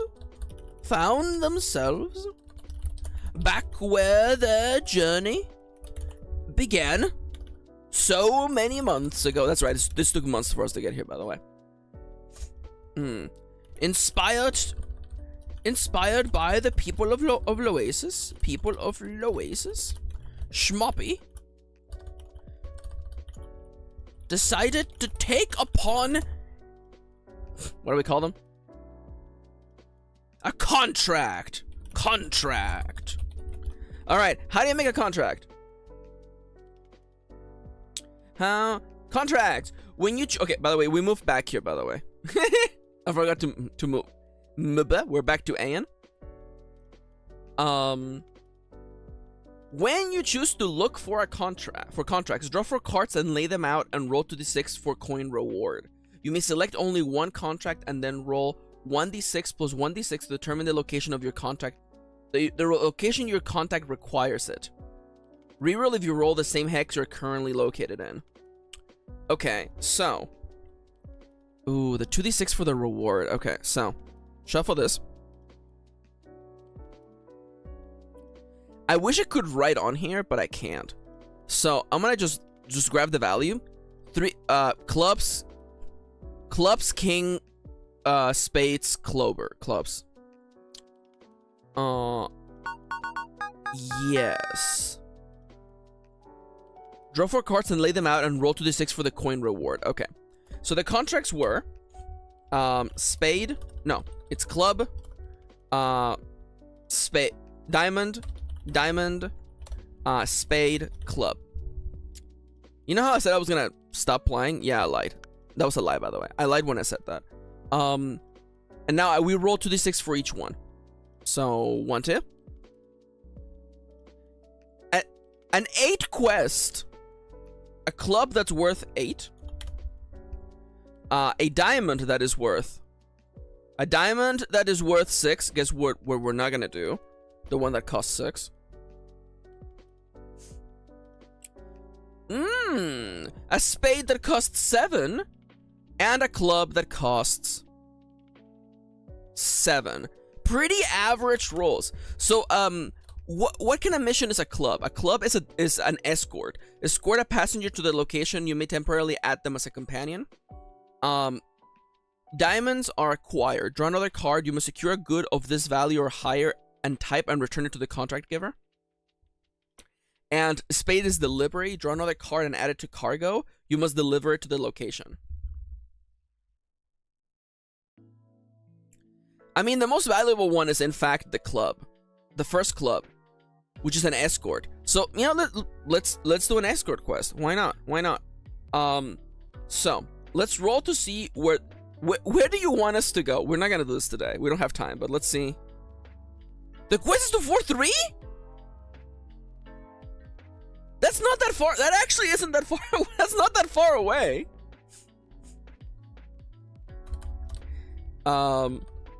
8 coins. Escort. Is how would I create this NPC like really quickly? You know what? I'm gonna roll on the settlement table to get a feeling of who this person is. They are a person from a knowledge temple. a fellow believer of the Schmoppy Church. Ooh, escort Saint Shmulaine to 4-3. It would be really funny if like the 4-3 location is just straight up like an empty piece of land. That would be really funny to me. I really want to. Okay, you know what? New plan, okay? New plan. We do that quest, okay? New plan. That quest is our job now. We're gonna go to 4-3, okay? So, haggling successful, handing in a contract, resolving a bad situation. It's fine, don't worry about it. Okay, so, having completed this, Schmoppy then decides to travel back to Loasis. What does Loasis have for sale today? Please have something cheap, please. A 3? Okay, what are clubs again? You know what? Forget it. I'm just buying a straight up it's a cattle prod, a cattle prod that costs 3. I just buy that. Straight up, I just buy that. So we have, in fact, bought two of the cargo we needed, by the way. And we now have, in our possession, we now have a, 3. It is cattle prod of the whale.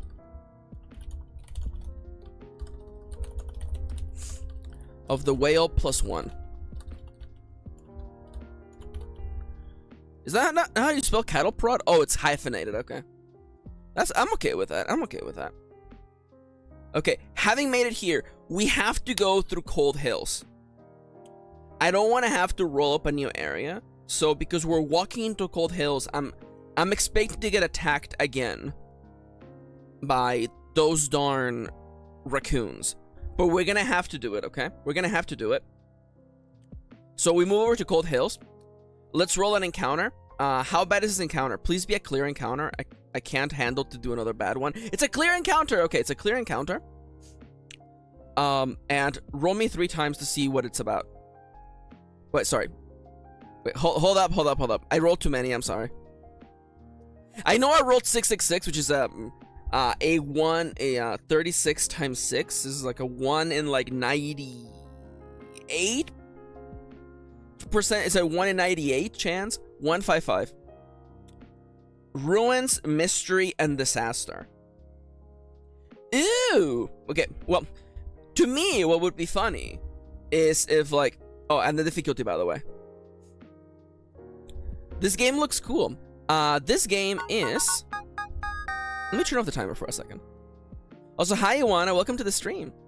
If this is your first time, please consider checking the rules. But nonetheless, this game is called Hawker by Nemyisrelapse on itch.io.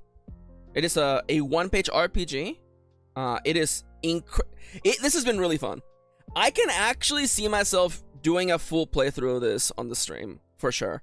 I have to go play another game today, but I have to say, really nice. Really nice. And it is also free to download, by the way. No worries. So we have an encounter. What difficulty is the encounter? I rolled and I didn't pay attention. It's a 6. We have to get 2 successes before 4 fails. That means that's easier, actually. That is actually easier. So what am I envisioning for this situation? It was ruins, mystery, and disaster. I think it would be funny if the bunnies from earlier had somehow migrated here and now they were fighting the raccoons as well. I think that would be really funny. We get up there and there's like sand everywhere. There's like sandstorms everywhere, and like the bandit raccoons are fighting the bunnies, and there's just a full scale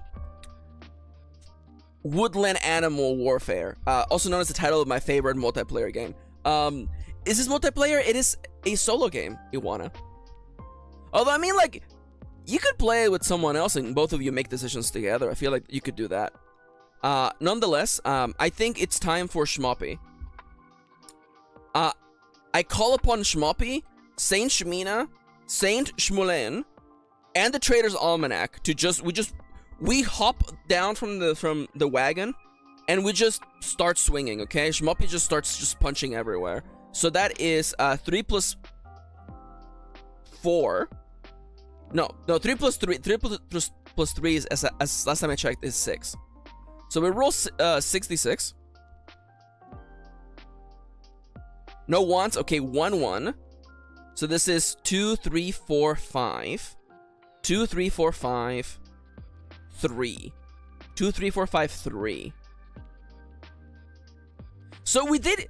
So I am a little bit. I'm not sure about this particular ruling of what happens if both things are met at the same time.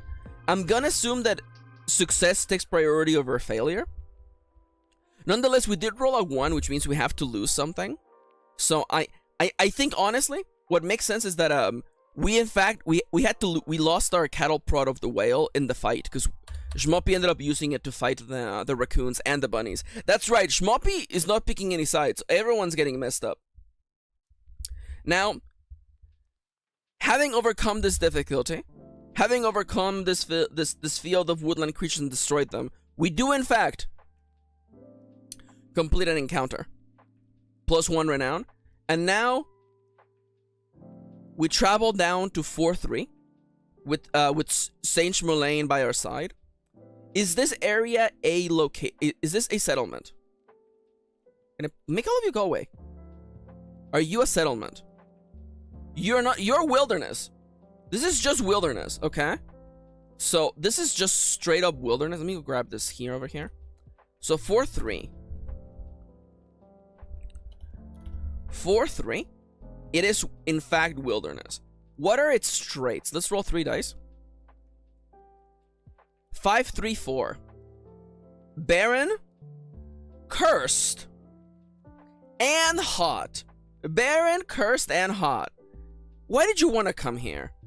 Barren, cursed, and hot. Oh, barren, cursed, and hot? What is this? Nevada?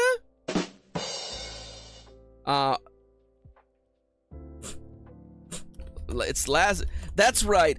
Saint Shmulain wanted us to take them to Las Vegas. Now, there is more stuff, you need to do in this game. Las Vegas. That's right. We were playing in the real world the entire time.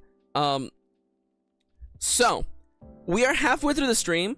I do want to say, I have very much enjoyed my time with Hawker. Oh, there's another 3 right now, and it's true! I mean, like, really, I should complete... we should roll to see if there's an encounter in Las Vegas. That's also true. But nonetheless... This... How do you beat the game? Okay, so how do you beat the game? Your character amasses renown, by doing things, right? So once you gain enough renown, once you fill up the entire track, you may either choose to get a new perk from down here, from down this area over here. You may choose to do that. You can increase your cargo space by 1, increase a stat by 1, and then you make a permanent mark on your renown. Now, once your renown tracker is full of permanent renown marks, you have completed your merchant's goals and are able to retire as a legend. You answer one of these questions down here, and your game is over. Which I think is really interesting, Especially because Shmuppy's goal is to return home with a single large egg. I definitely feel like that's doable. I'm sorry that you know what? We're gonna go on break. There you go. We're on break now. That's pretty good. This is a good game. There are, again, I have been, in case anybody's wondering, I've been playing games on this stream for a while. We do this segment every Friday. Thank God it's RPG Friday. And I always message the creators and I give them my feedback. I don't like to do it like on stream because I haven't formulated my full thoughts yet. But definitely, like, I am gonna go out of my way to write a little review and share this playthrough with them. This was very, very nice. Once again, the game is called Hawker by Nemyisrelapse. Relapse. I'm really sorry if I'm mispronouncing your name. Please forgive me. I'm a stupid American. Please forgive me. Absolutely delightful. What a great time. What a great time. Great, very lovely production. Love it. Absolutely love it. Now, we're halfway through the stream. I'm gonna go do a quick little bio break, and I'm gonna be right back. I'm gonna put one ad, and then I'll be right back. Okay, so don't go nowhere. I'll be back very, very soon. See you in just a minute for the second game of today's stream. See you in a moment. Beep boop.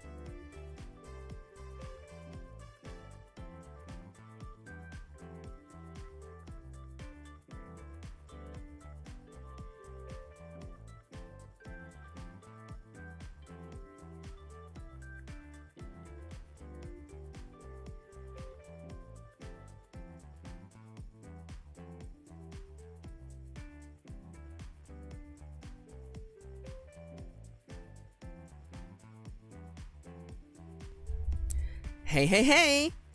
I'm back. Thank you for your patience while I went to have a little bio break. I am back though, and excited to do some more tabletop role-playing with you guys. I have another game we're gonna be checking out today. I am setting up some. I guess I can just go back to the regular screen and just not show you. Let's see if this works. Okay. Beep boop. There we go. You can't see nothing. Perfect. Magnifique. All right. So, music. There we go. All right. Let me take a sip of water real quick. I lied. That was coffee. The coffee's over though, so I'm actually gonna take a sip of water now. And stay hydrated, by the way. Stay hydrated. Especially as the weather begins to heat up. Don't forget to hydrate. Alright, I have to literally pull up so many things.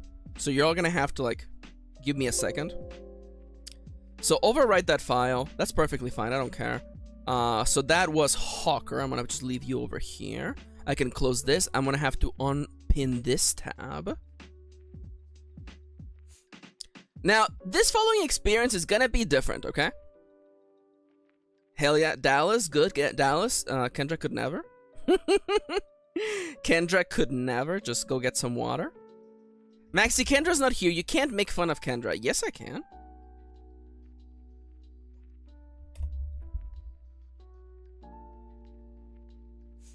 Sorry, I thought you can add modifiers to the Google roller, and I'm like, oh, you can just put modifiers on here? Oh, that's nice. That's nice. Anyways, all right, so let me go grab some sheets real quick. I am gonna have to do a little bit of finagling at the start. But when is that not the case though, right? When is that not the case? All right, so I have character sheets. I gotta get the conditions out. I gotta get the rules, which is gonna be a little bit funky, but whatever.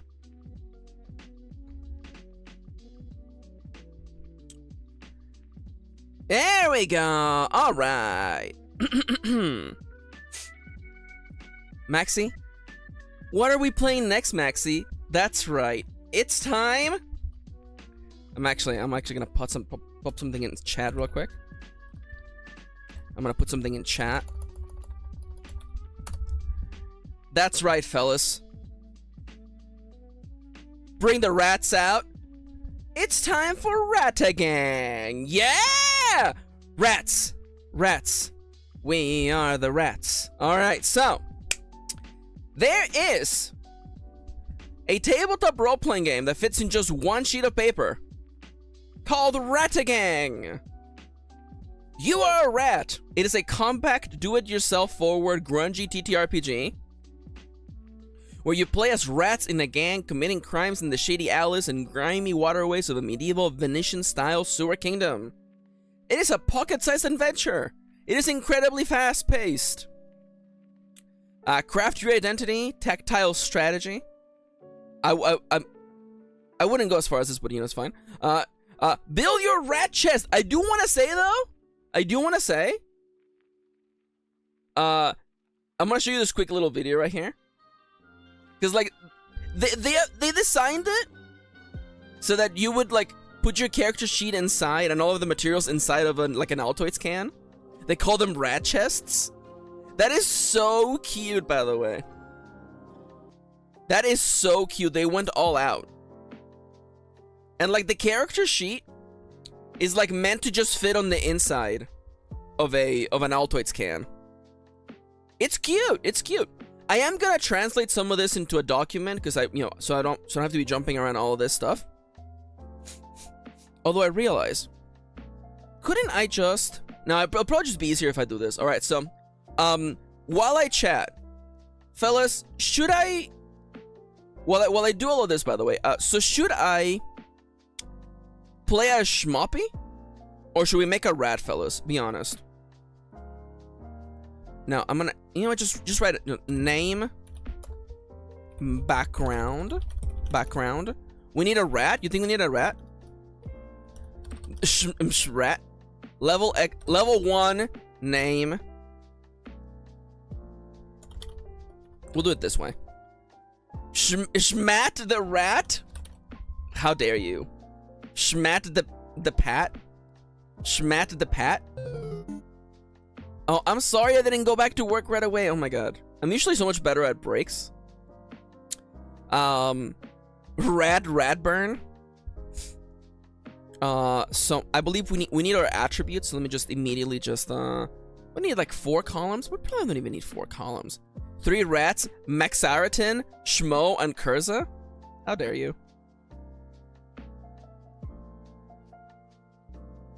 Okay, I think we probably need 4. Okay, strength, dex, Ratito. Oh, I like Ratito actually. Okay. Will, HP, armor, grunch, gold. Okay. Welcome back to Max's favorite thing in the world, which is messing with things on on goddamn Google Docs. By the way, does this look good? You guys see what? You guys can see well. Perfect. Okay. So we have SDR and then the actual value. We have Dex and the actual value. We have Will and the actual value. HP and the actual value. We have armor. Oh, you know what? Actually, give me give me just coins. I guess it should be armor, coins, and of course grunch. We're not gonna get to develop grunch because this is again a very quick playthrough, but nonetheless. So I know what you're thinking, Maxi. This is a solo. This is a real ass role-playing game, Maxi. What do you mean you're gonna play it solo? And the reality is that you can play any game solo if you put your mind to it. And I'm putting my mind to it. I am gonna say though, Ratito's a great name. Ratito. Level 1 Ratito. Now the one thing I like about this game is that I like many things about this game, by the way. You haven't even seen the rulebook. I very much like it. My favorite thing is the fact that it is very compact. This game does a lot with very little space. So the attacks always do hit. You roll for damage, you don't roll to hit, which I actually kind of appreciate. I kind of appreciate that. Now, the one thing that makes this game stand out, one of the things that makes this game stand out is that you have a limited amount of inventory space. And I'm gonna illustrate that in the form of, hit me with a table that is like this big, okay? Hit me with a table that's like this big, and you get to carry like literally like 4 things on you. I think you'll be just fine if I just do this. Yes, it's fine. R hand, body, and then you have the L hand. There you go. And there's gonna be like XXX, XXX, XXX. There we go. So this will be in bold so that we know what it is. We're also gonna make this a little bit on the smaller side. So make these 8 points. See, the thing is, like, when I read the rules and I instantly knew how I wanted the gameplay screen for this to look. So we're getting there.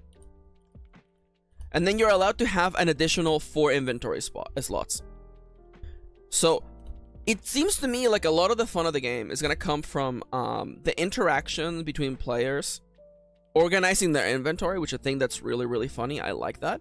We're not gonna have a lot of that today, but we're still gonna have some inventory management fun, which I think is gonna be good. I think it's gonna be good. So carried means ready to use. Worn equals quick to access. And on the pack means that it takes 1 action to access and combat. There we go.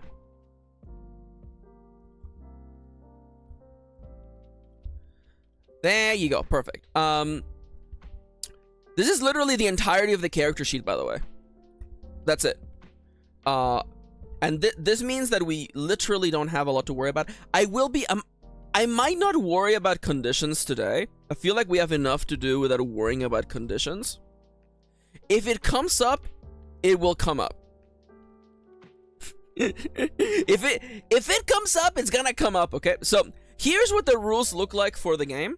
The game has in fact been like it's been formatted so that like you folded like, you know, 8 times. Or I guess you folded once, twice, thrice? Is that correct? Anyways.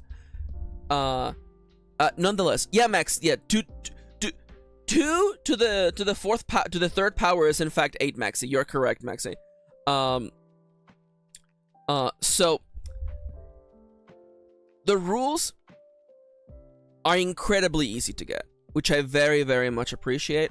So the thing is that there's quite a few games that attempt to do this format of rules light, easy to pick up, flavorful, ready for you to have fun, and I feel like a lot of those games, it still asks you to jump quite a big hurdle. I think, personally, I've read these rules multiple times. There is still one rule that I have a question about, and I'm just gonna make an assumption on this ruling. And it's literally the most minor thing possible. And I know, if the creator is watching this, if Ryan Freeberg, I forgot to say by the way, Rattagang is by Ryan Freeberg, by the way. If you would like to download it and play it with your friends or by yourself, like I'm gonna attempt to do so, you can do so by going to itch.io. It is free to download with a name your own price pricing model, which I very much appreciate. So, a lot of games strive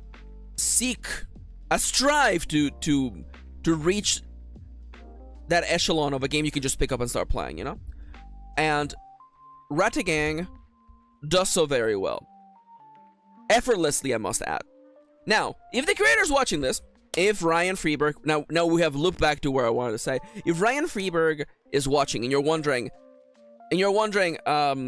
strange person who's playing my game, what do you mean there's a misunderstanding with the rules? Okay, so the only question that I have, it's step 5 of creating a rat asks you to pick a starting weapon. There is no listing of starting weapons, unless I missed them and I am an incredibly dumb individual, which, I mean, like, it's happened. It's happened before. I'm not a, you know. I probably missed it. I'm gonna assume it. I'm gonna just make it a 1d6 weapon. I'm gonna just go with a 1d6 weapon. Like, unless like I personally, I like. Anyways, I'm gonna stop getting combo broken by solving this one issue. Shiv, spear, rock, knuckles. Please don't tell me that's somewhere on the screen. Please, for the love of God, tell me that's not on the screen somewhere. Because I'm gonna feel incredibly dumb. It's not. Okay, Ronnie, you son of a bitch. Ronnie gives a precise list. Shiv, spear, rock, knuckles. And I'm like, they read it on the page? Am I stupid? By the way, if you're reading and you're like, Maxi, a bunch of this... No worries, Ronnie, you're good. On their backgrounds, there are example weapons. No, actually, in their backgrounds, those are the... You get these things as part of your background. So, like, you know. And again, they range. You know, there's even a D10 which you can't. Oh no, there's in fact a heavy. There's a 1d10 in there. Nonetheless, so I was gonna say, by the way, if you are looking at the PDF and you're like, how the hell do I flip this thing? By the way, I look at my PDFs on Firefox, and if you go up here to the top right, you can actually just rotate clockwise twice, and now you can read the other stuff. Yeah, look at that. Hey, look at that. Anyways, I'm gonna walk you through the rules of Rattagang really quickly. So Everything in this game is intended to fit inside a standard Altoids can. Rat chests, that we prefer to call them. I freaking love that, by the way. I love that. I love the commitment to that theme. The point is really to do it yourself the hell out of your copy of Rattagang. Make some sick custom rat chests, make your own items, craft cool shit. I love that. I love that. Hell yeah. So in Rattagang, one player is the game master who describes the world and the situation the characters are in, and then everyone else plays rats, scoundrels in the gang of rats, as they say. There are many goals, but generally is to get rich and not die. There is 2 dots here instead of 1 dot, unless you're meant to do like an ellipsis, which is 3 dots. All you need in order to play is a set of polyhedral dice. We got him, baby. We got him. We got him. We got all the dice we could ever want. And we have made ourselves a little player sheet right here, so we're like pretty much good to go. So let's start by making a rat. So there's 3 rat attributes, okay? Rats are made of strength, which represents, you know, physical acuity, fighting, athletics, fortitude, dexterity, you know, the graceful, speedful, quick aspect of the character, and of course the charisma, mental, social, of willpower. We have, of course, HP, which is hit protection, as per the OSRS, you know, standard. And then we have items. They are stored on different equipment spots in our inventory. We have 8 inventory spaces maximum. There are conditions. I don't know if we're gonna use conditions today because there's enough that we need to do already as it is, but we'll see. And the one thing that I enjoy, by the way, and I wish I had gotten to play old D&D back in the day. I didn't. I remember hearing about D&D back in the day, by the way.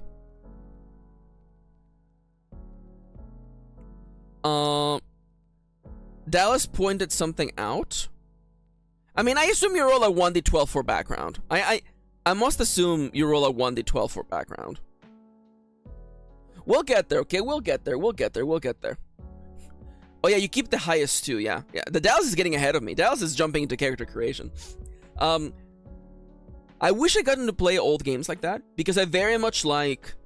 I came into role-playing games at a different time, okay? Like, back in Mexico, I remember hearing about Dungeons & Dragons, and I really wanted to try it. But of course, you know, I was young, and we were soon to move to the United States, so I shelved the desires to find out what, you know, Dragones y Mazmorras was. So, I don't have the nostalgia for a game that just straight up has just a save system. That's just it. You just do saves, by the way. And I really appreciate that. This game doesn't even have, you don't roll to hit, you just roll to do damage, and I really like that. I very much like how simple this is. Ronnie says, I only learned about other TTRPGs, what other TTRPGs were during the pandemic. I thought only D&D existed. And the other games were like Monopoly or something. Oh my god, Ronnie. Oh my god, Ronnie. So we can worry about this. You roll a d20 and add a modifier, and if it's more than 20, you succeed. If you're doing something against a foe, you roll each other's stats. This is part of a whole family of things called Into the Odd. I'm familiar with Into the Odd. Kirin is another big one. Isn't Electric Bastion Line also part of that, or am I crazy? Is that unrelated? Is that unrelated? I very much liked Electric Bastion Land. In fact, one thing of Electric Bastion Land was part of the inspiration for the game that I'm currently working on, but nonetheless, moving right along. So let's just make a rat, roll 3d6 and keep the highest 2 for each ability. So, 1, 2, 3. 12! Let's go, baby! That means that we have, so for strength, we add plus 12, which means that we have, it is 12 in 20 chance. We have over a 50%, what's it, like 56% chance of succeeding at any time. Let's go, plus 12 strength. Let's go. So you may be wondering, why are we tracking the original number? You can lose strength as part of like attacks or taking damage and stuff. So let's do now dexterity. I mean, I'll keep I'll take an 11. I'll take an 11 for Dex. These are actually really good rolls. I actually kind of hate it. I love having characters with bad stats. Please give me bad stats. Okay, 10. I mean, like, a 50-50 chance. These are really good stats, by the way. These are actually, these could not have been better. Okay. Mathematically speaking, yeah, we could have gotten like 3 12s. But no, these are pretty good. Now, HP is 1d6, if I remember correctly. Okay, I'm ready. Give me 1 HP. Give me 1 HP. It's the only way. 4 HP. Okay, alright. I'll take 4 HP. Roll 1d10 for my starting amount of coin. Okay. How many coins do I have in my pocket? 7 coins. 7 whole coins. Do I have there's no coin emoji, is there? But there's a bag of money. There you go. Oh, the emoji looks so crunchy. Jesus Christ. Roll 1d12 for background and gain the associated items. Okay, so what is Ratito's background? A 4. River Rat. We get the axe. Let's go. A d10 axe. 24 inches of twine rope. I love that it's inches, by the way. It's not feet. That's inches, isn't it? River Rat. Dude.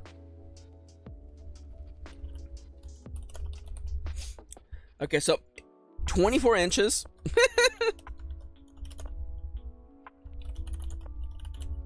of twine rope, which I'm holding in my 4th inventory. And in my right hand, I am wielding an axe. It's a D10 axe. Just a big ol' axe. Dude, strength build! We're going strength build. Let's go. I do want to say, okay, so there is one thing. There's one ruling that I am not sure about. I don't think I missed it. But, so there is heavy weapons and light weapons and medium weapons. There is no mechanical difference between them. None that I remember reading. Let me double check the combat section. And like, I guess a part of me was wondering if heavier weapons require 2 hands to be wielded. There's nothing that says anything about that. So we'll see. In Mouse Ritter, heavy weapons take 2 slots. Yeah, there is no mention of that here. I don't know if I'm just supposed to like assume that. Also, because if that is the difference, then really no one should ever go for a light weapon. That being said, I will carry a light weapon. And I guess, you know, we can just assume. Since it is literally a heavy weapon. So you know what? I'm just gonna make it 2-handed, okay? I'm gonna X this one out. I'll just be like axe. There you go. Axe and then the link emoji. There you go. Also, can we talk about this, by the way? Google Docs wants it to always be AX. I'm gonna just tell you right now. Don't worry about it. It might be in the weapons that come in another PDF. Wait, hold up.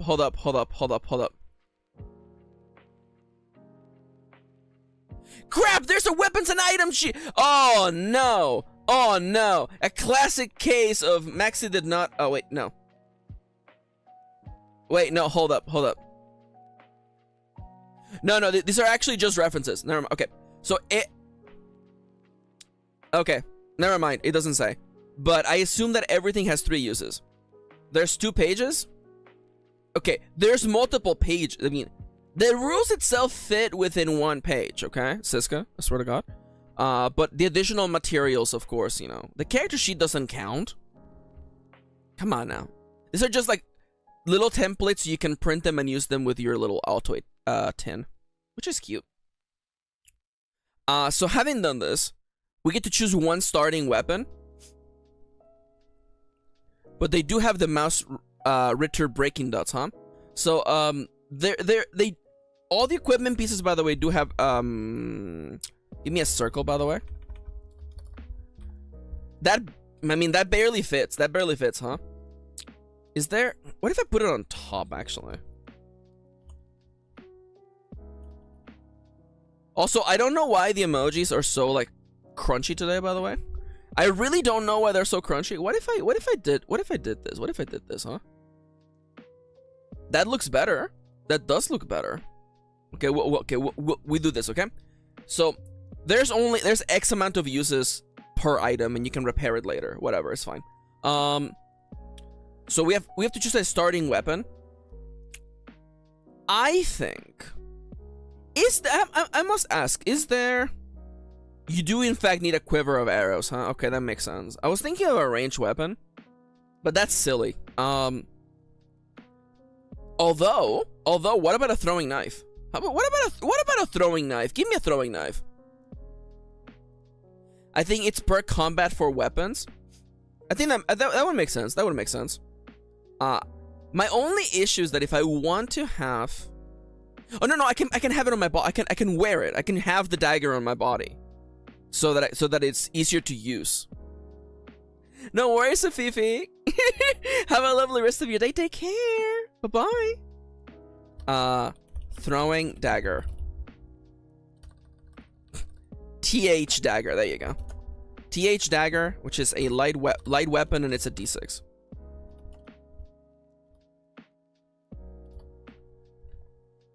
Can I please just copy all of this?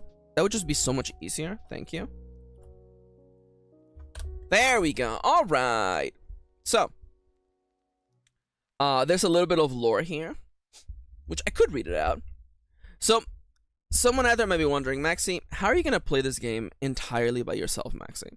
And the thing is that, like, I am adept at making and playing tabletop role-playing games and solo games.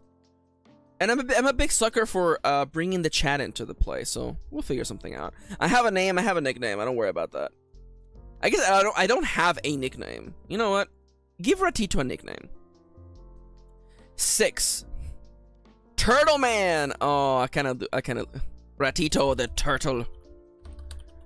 The toidle. The toidle. There you go. There you go. Ratito the Toidle, level 1, Ratito the Toidle. It actually makes sense. They call us a Toidle because we actually would go in the water. I just it reminded me of the Hamtaro character who's just a hamster with like a turtle shell. And I'm like, what if we were a hamster instead of a rat? I feel like that would be like the antithesis. I feel like Ryan Freeberg would be like, why are you playing this is called Rattagang, not Hamster-a-gang? So, we're part of a gang, by the way. So let's roll a couple of things to figure out what our gang is. So we're part of a gang. What's the gang? Gang info. Our gang is, in fact, give me a D12, please. Boop. Our gang is... That was a D8, wasn't it? It was, okay. The gang hideout is a deserted cloister. Ooh, I like that. I like that. Deserted cloister. Deserted cloister. And now we roll twice for the name on D10s. 7, 5. Coin rats. Coin rats. Oh, that's so good. The coin rats. There we go. So good. Gotta love the coin rats. And the gang insignia. Okay. What's the gang insignia? That's a D8. Okay. 7. Red paint on fur. I'm okay with that. Red paint on fur. But what does the red paint look like? I'm thinking the coin rats. It's the cool S. It's the cool S. Cool S in red across one shoulder. There you go. Okay, that's our gang, by the way. We're the coin rats. Coin rats. So we need an ally and an enemy. So we roll twice.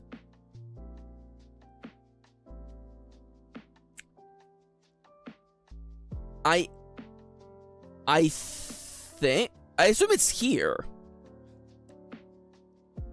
Then what is the gang? What is this column over here? I assume I'm supposed to roll twice on this here.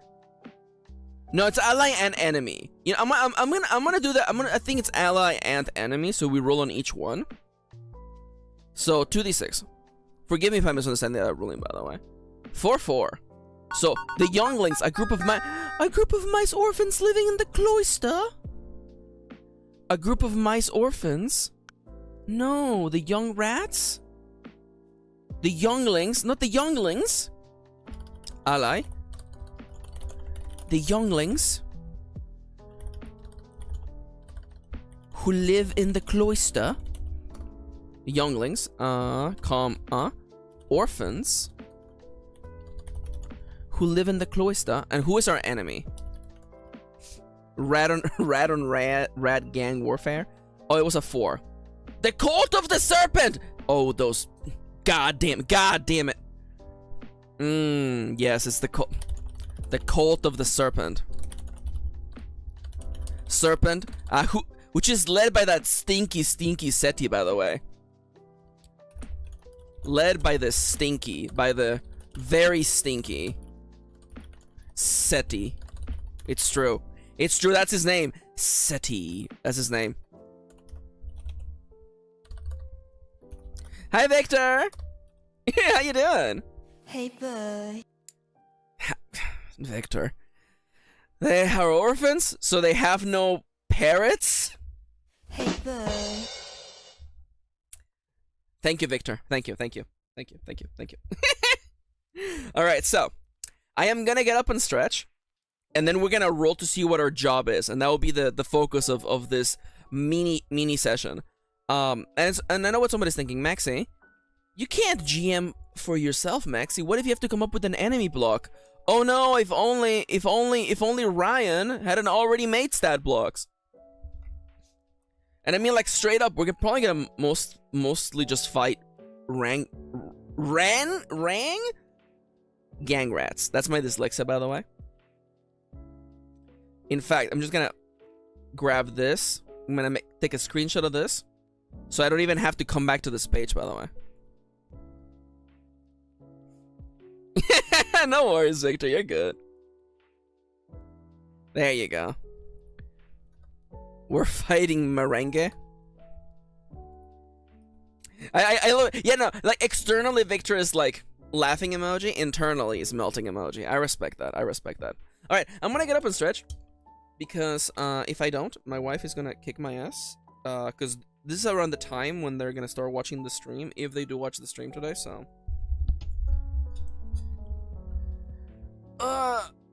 Okay. Victor says, tired, had to make a last minute sub for a coworker.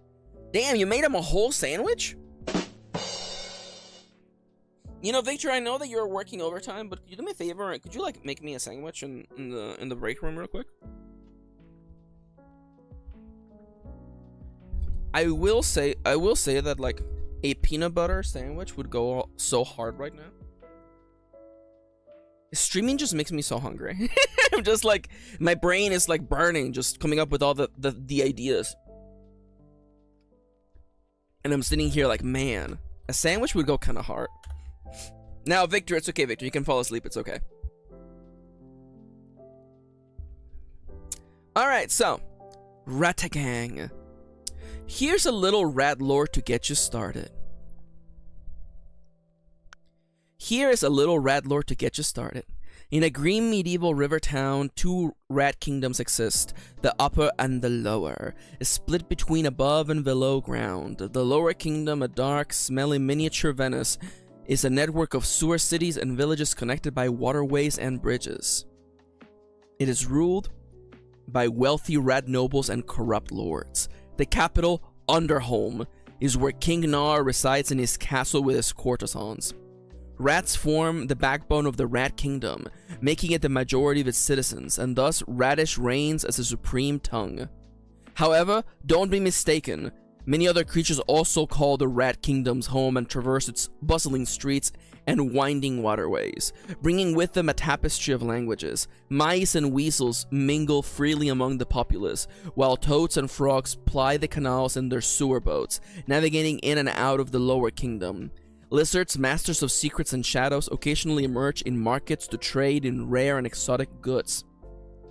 High above, in the shadows recessed? In the shadow recesses of the vast ceilings of the lower kingdom, ancient orders of bats soar throughout the mist, conversing in their own cryptic dialects. This rich diversity of languages and cultures adds to the enigmatic allure of the subterranean terrain. Me, a hamster lost in the kingdom? Oh no.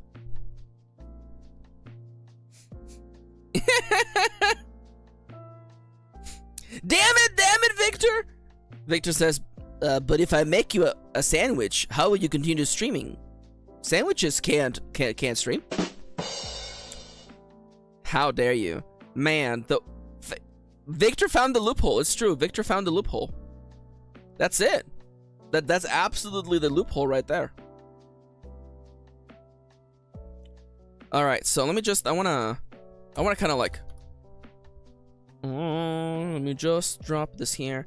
Cuz I do realize like we need like a little something. We need a little something here, right? We need a little something. There you go. That's a little better. That's a little better. That's a little better. Although actually better, much better. Bitte? That is not better in German. No, Siska is cringing. Siska is rolling their eyes. Siska is like, how dare you, Maxi? That is not better. Better. Okay, so we're gonna have a mission. And a part of me, I think I want the context of the mission before we do the opening. So you know what? We have a job. What is the next job? The next job. The next great American rat idol. So it's 3d8. Perfect. I love rolling a bunch of dice. 1, 2, 3. 4, 2, 5. 4, 2, 5. We have to frame someone. The Black Plague's gang. At the Gutter Falls. Oh, let's go, baby. Let's go, baby. Oh my god. I can't wait. Ah, damn it. I rolled these 6s. Oh, Dallas, you're so right. We're not gonna frame anyone for murder today. Damn it, Dallas. You're so right. It's 632. We have to smuggle. Okay. Baron Sarkovo. Out of to a rat trap tavern. We must kidnap and deliver. That was not prepared for that. No dailies today? No dailies today, Dale. We still have a bit of role-playing to do. We must smuggle so-called Baron Sarkovo out to the rat trap tavern? Or out of the rat trap? We'll figure that out, okay? We'll figure that out. So, smuggle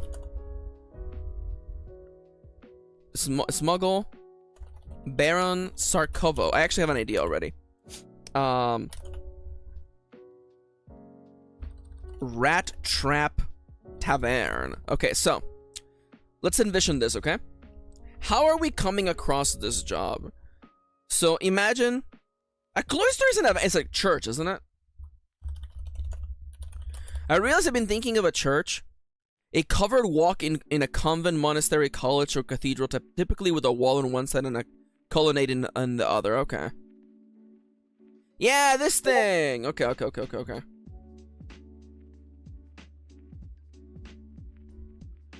There we go. Okay, yeah. This is a cloister, by the way. It's fine. Don't worry about it. Okay, so we find ourselves in the ruins of... Ooh, you know what it is? That you have to hide where no one will expect you. So I want you to envision, okay? We live in the lower city.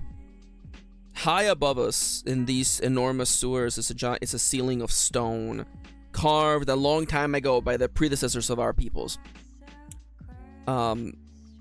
There is no light here, except for maybe the bioluminescence of mushrooms and other flora that clings to the walls and the ceiling of this here, our home. Ratito the Turtle finds itself in the ruins of this abandoned church.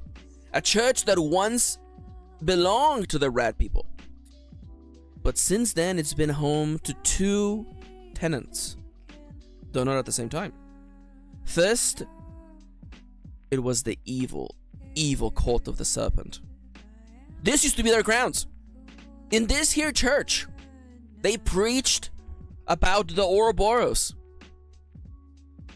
their fabled god that would one day swallow all the other creatures of the land and free it up for the serpents and the snakes and the skinks, those nasty skinks, for them to claim the rest of the world, of the city, lower and higher.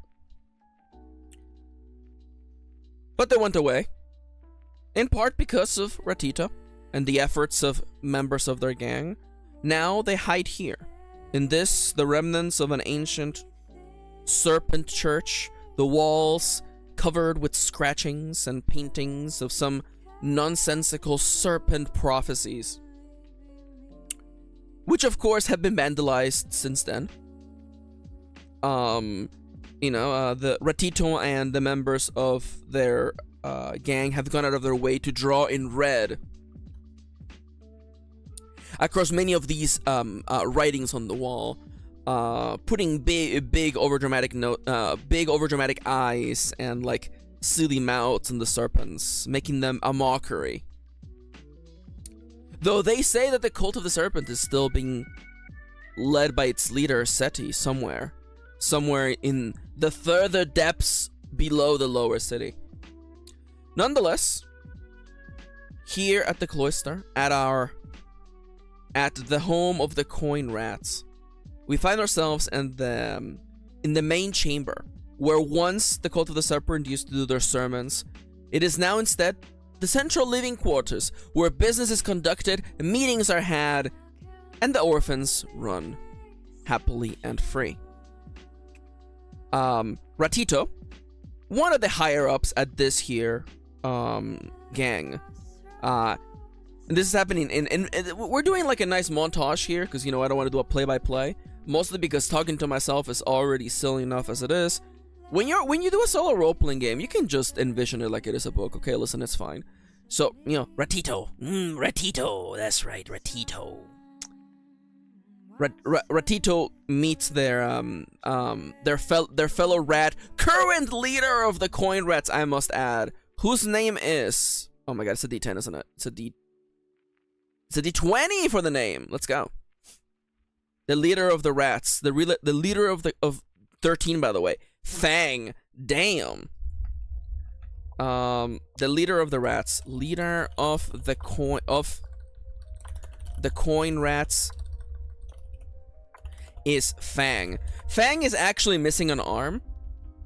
That is actually why we paint red on one of our shoulders, because that's actually Fang lost one of its arms fighting against the snakes when we clear them out of this here church. And in honor of their sacrifice that they did that day, rats who join the coin rats paint one of their shoulders, normally the left shoulder, red, as is Ratito's shoulder at this moment. Ratito, of course, I'm picturing them as a brown colored rat. Their tail is black. Of course, they have one shoulder painted red, as is the style. On their back, they have like a little strap across their chest, and it holsters a big axe. Now, I know what you're thinking, Maxi, it's a rat. How big can the axe be? I mean, like, it's like the axe you would see, as was the style at the time. If it were like, it feels like the axe that like a 1/12 scale anime figure would have. Like, it's relatively sizable. I would say like it's probably like 8.5 inches. No, probably like almost maybe 9 inches long, I think.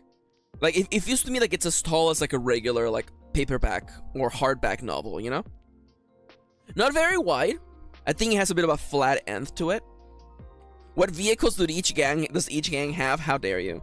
I believe that a lot of transportation here is most likely boat related, as there's rivers and aqueducts and and canals. Canals is the word I was looking for, not aqueducts, but there's canals here in the lower city. I also think that we probably do like requisition like bats to like give us rights. That feels like something the gang would do. Nonetheless, Ratito, of course, you know, they have the axe across their back, and of course, tucked into like their rat sock. They do in fact have a little throwing dagger in there, ready to go at any time. And I feel like Ratito is missing like one like physical feature. Oh, this is so dumb. Maxi, are you gonna give Ratito like a headband like the Ninja Turtles? Cause it's like a turtle. Is that what the joke is, Maxi? You know what? Actually, the Ninja Turtles did not invent wrapping a bandana over your face, okay? They didn't invent that, okay? That existed before, actually. Pirates did that before, okay? So you know what? Ratito is in fact wearing a bandana. It's true. It's a red bandana. It's a red bandana, bearing the emblem of the coin rats, which is in fact a big old bag of money, with an X on it. There you go. That's the brand of our gang. And as Ratito engages in conversation with Fang, you know, just the usual conversation of, you know, where is cheese coming from? Where are we getting the next lump of cheese? You know. Also, by the way, it's probably not cheese. It's probably like grains. Like what are we eating down here? Probably grains. You know. We're getting, you know, like a nice like we're getting a shipment of grain. Of wheat, I'm thinking. Maybe even rice from one of the grainy cheese, how dare you? From one of the nearby, you know, settlements. But Fang tells us at this point, Schmuppy's stinky cheese, the finest stinky cheese there is, Schmuppy's stinky cheese. So as we're conversing with Fang, Fang tells us that they have a job for us. It's been a long time since Ratito has gone on a mission all by themselves, but nonetheless, they're ready for it. They're ready for this experience, you know. And it's a relatively simple mission. There is reason to believe the current spy network. You know, we are a gang, but you know, gangs are interconnected. We're ultimately here to stick it to the man, okay? Nobody likes King Nar. It was Nar, wasn't it?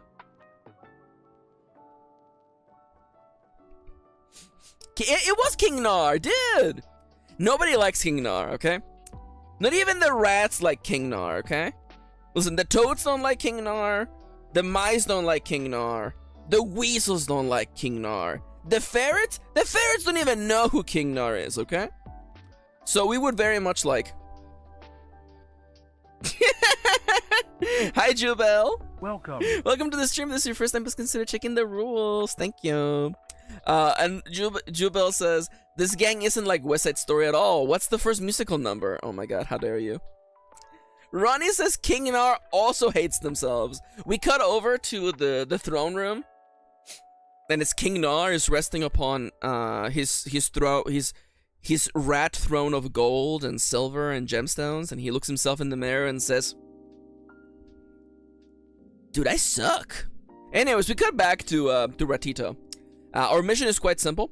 Baron Sarkova, a notorious member of the High Courts, is believed to be conspiring with the Cult of the Serpent. The stinky Cult of the Serpent, led by the stinkiest of them all, Siseti. And this just can't be had. Unfortunately, we can't just send the whole unit. We can't send Rat Team 6 to like just go in there and knock everyone out with their crossbows. And by knock, I do mean knock the last nail into their coffins. We're not really ready for that. They want it to be more of like a, you know, a one rat job. That's what they call me. They call me One Rat Job Ratito. And you know, sometimes all you need is just a big axe. Also, we have incredible stats, so Fang is like, you can do this all by yourself. You know, we literally have 12. We rolled the maximum amount of strength you could possibly have, okay? Fang is like, go to the tavern, get that person out of there, out the back, and bring them back over here. That's the plan. And then Fang is probably gonna, you know, Pulp Fiction that MFer and, you know, make sure that we get information. I said Pulp Fiction, I actually meant to say Reservoir Dogs. Although that wouldn't make much sense. I don't think anybody here's ever seen a dog. Not even a small dog.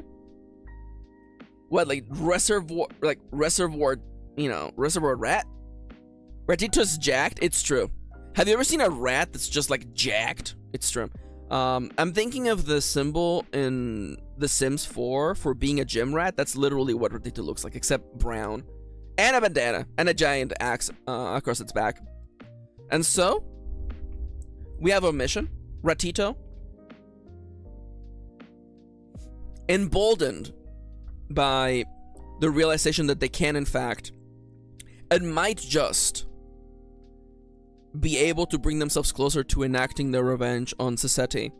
For reasons that are not evident on episode 1 of this series, the writers haven't figured out this part of the story happened during the writer's strike, so we don't really know what Ratito's like connection to Sassetti is. One day we'll find out for sure. In season 2, keep an eye out on Amazon Prime. And anyways, so where is the Rat Trap Tavern? Give me like I want a big roll. The higher the roll, the farther away it is.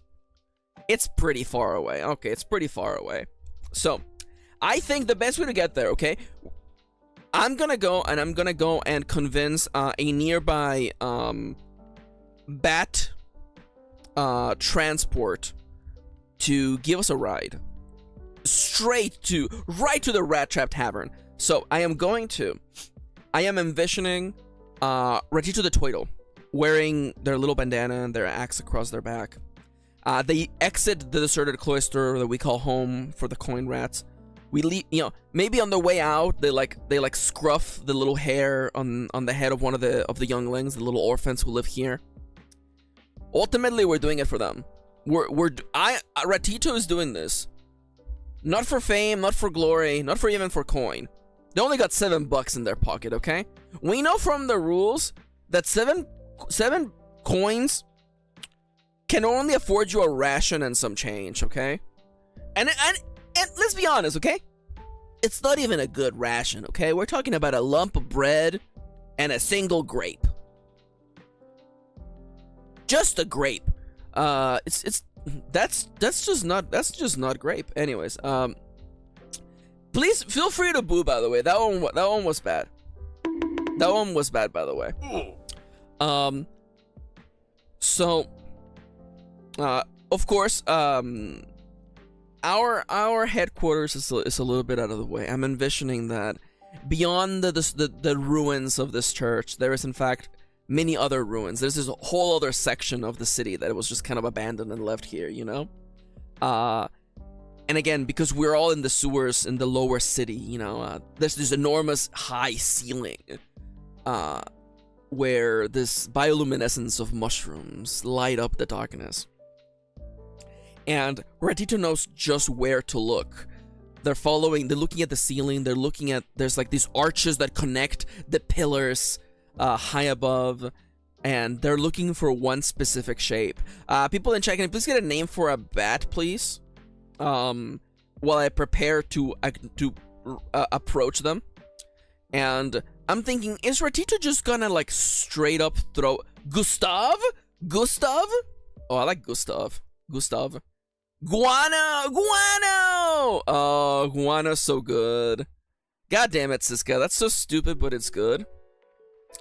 So yeah, it has to be Guano. Because their name is Guano, they have to be a little bit on the dumb side. I'm sorry.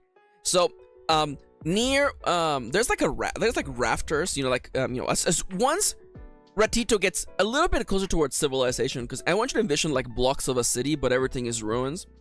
And of course, nature is reclaiming this like giant ass mushrooms that illuminate this entire area. There's patches of grass. There's like there's like, you can see roots are coming in through the stone walls from plants in the surface. You know, they're all just trying to reach for the water of the canals. And once we get a little bit closer towards, there's like actual holes in the walls where rats actually live. You know, it leads to their little rat homes, etc., etc. There's like a series of rafters, and there we see a familiar shape. I'm picturing like a very round bat, okay? They have like gray, their body, their fur is gray. They're very round. They're like Kirby shaped, okay? Like you look at them and you're like, they don't have like a neck. They don't have a neck or like a torso. It's just like their head and then like a pair of wings and the leggies, right? And they're there, but they're actually sleeping. So they're high up. Ratito, I think Ratito's course of action is they're gonna throw their throwing dagger, but they're gonna throw it so that the handle of the dagger hits Guano. And by the way, Wano's wearing like one of those like little like noise, like a newsboy's cap. By the way, I'm picturing one of those caps, like a little newsboy, like the little, like, yeah, Wano the big bat. How dare you, Wano the big cat? How fucking dare you? I know what Jubel is doing. By the way, I know what Jubel is doing. I see what you're doing. And Ratito fails and murders Wano. Dude, wouldn't that be great? We'll see. We'll see. Dude. Ratito knows how to aim, okay? They have 11 decks. So, literally is 20 plus 11, okay? I'm even gonna put it in here, okay? Boom. 20 plus 11, okay? If we beat a 20, we win. Oh, there you go. I forgot to roll it. 28, baby! 28! I didn't even doubt it for a second. So what does that look like, right? So Ratito reaches into their sock, grabs their throwing dagger, and like they hold it with their little rat hand. They hold the blade with its fingers, and they flick the dagger like over in like an arch, right? And you see the camera follows the daggers that spin in the air faster and faster. And just when you think it's gonna connect with Wano the bat, and it's gonna like stab it in the head, you get like the freeze frame. Like he flashes white for a second, and then you see the butt of the dagger hits him right in the forehead. You know, the dagger falls down to the ground. We pick it up, and by the time we have sheathed the dagger back in our sock, Guano is swooping down. Whoa, the Guano kind of sounds a little bit like this. Ratito, what's the matter, Ratito? You're back in town already, huh? Let me guess. You need a favor, don't you? You always have a way to ask for help, Ratito. We explain to Guano that we need to get to the Rat Trap Tavern ASAP. We gotta get there ASAP, and we also need someone to pull us out of there. You need to punctuate Guano's speech with bat-like screeches. How dare you? Yeah, listen, Guano. I love the idea that like Ratito is a little weirdo, but they sound like a perfectly normal person, you know? Like Guano's like, yeah, what'd you do, Ratito? Who's on the chopping block today, Ratito? You know they call you the butcher, Ratito? You got yourself that big old axe. You're a judge, jury, and mega executioner. And then Ratito's like, oh, wow, really? Damn. Ratito's voiced by Matt Mercer. It's true. Oh, it's so true. Ratito's voiced by Rat Mercer! Okay, alright. Okay, Ratito's real name is Rat Mercer. Okay.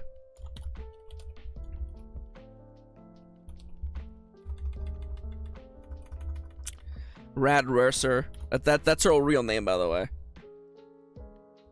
Actually, you know, okay, if you want to know why Ratito hates the Cult of the Serpent, which is led by the stinky Iseti, is actually because back when Ratito was known as Rat Mercer,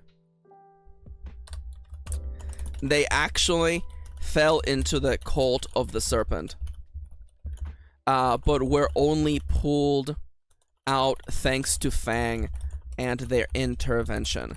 Since then, Ratito has sworn to protect all animal kind, animal kin from the serpent, from the cold-blooded ones. There you go. There you go. Now, I'm gonna get up and stretch my legs for 1 second, but I'm not gonna stop talking, okay? Alright, so Ronnie says that Plague, friend of the channel Plaguesworth, is Juana's voice actor. Dude, we might have to watch that clip from yesterday where Plague was explaining the plot of Plague recreated the plot of Lord of the Rings, but where he voices every single character. Anyway, so I'm gonna do my darnest to finish this mission today, by the way. So Ratito and one of the bat converse about what the best course of action might be. I don't particularly feel like we have to convince Wano, namely because they're familiar with us. There was clearly a sort of rapport. I do think, of course, payment is required.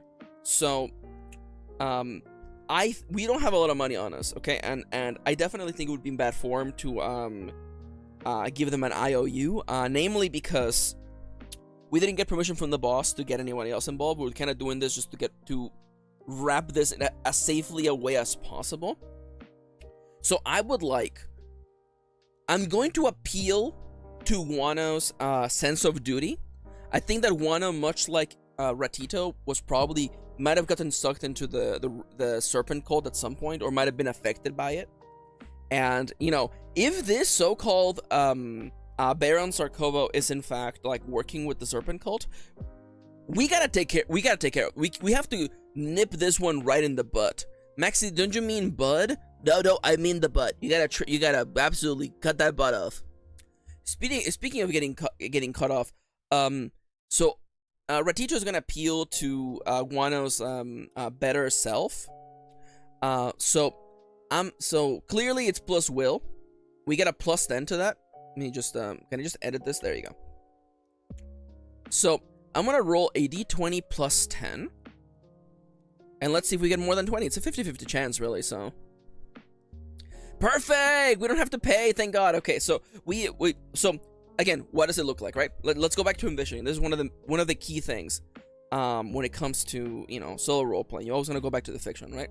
So, you know, I think Ratito appeals to or attempts to appeal really to Wano's conscience, you know, I imagine something to the extent